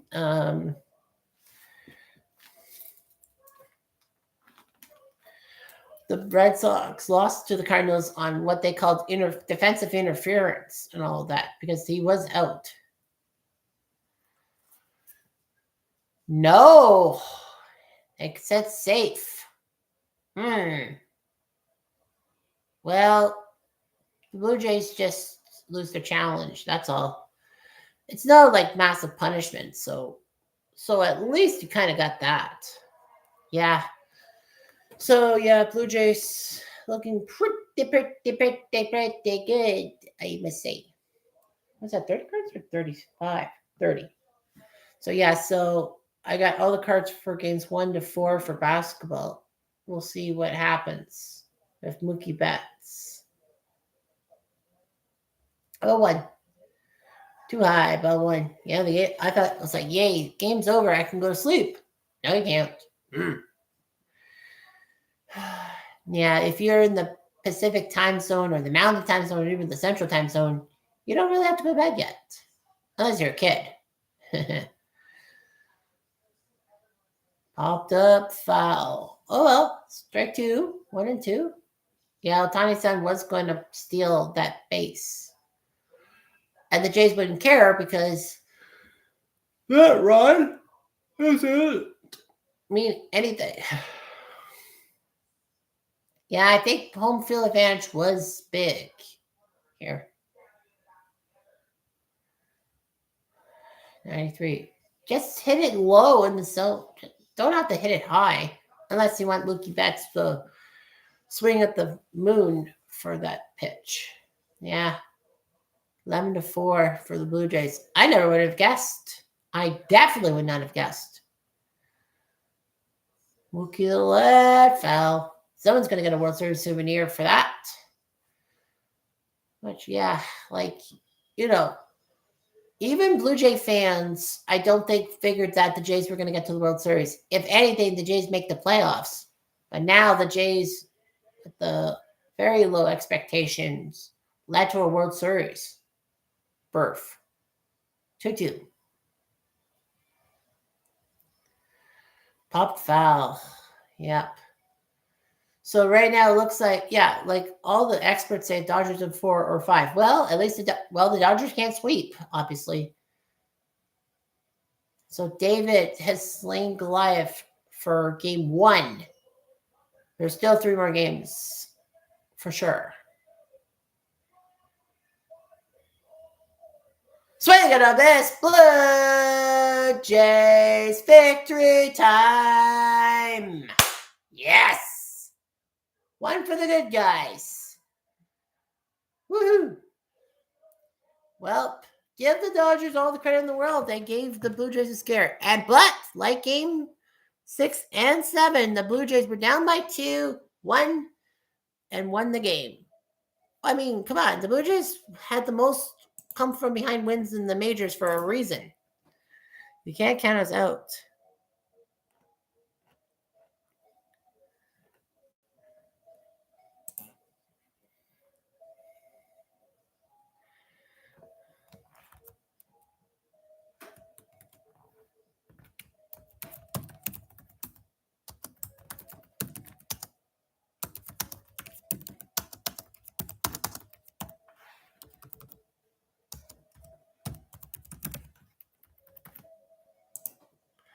Well, man, watching my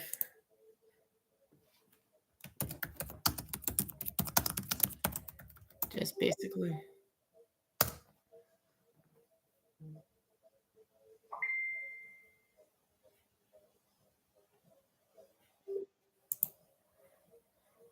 Yeah, I never would have guessed.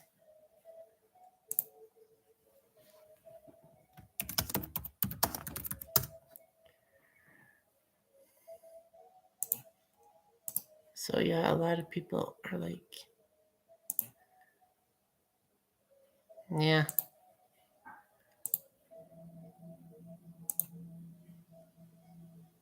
Yep. Yep. All right. So that's all. Folks, 3.5 hours of keeping you entertained and keeping myself entertained and awake. But anyway, yeah, game 2 will probably not happen for a stream. I'm sorry, but friendship comes first. And Bill and I are going to be meeting and all that. Hopefully we'll meet tomorrow for stuff. And then, Sunday, I've got other things to worry about. I'll be at the Kitchener Rangers game on Sunday. So, of course, I'm out of the house for a few hours. But anyway, yep. So, Blue Jays win. We're 1 up. 25% of the way there. Anyway, I'm Jeff Diamond. Adieu.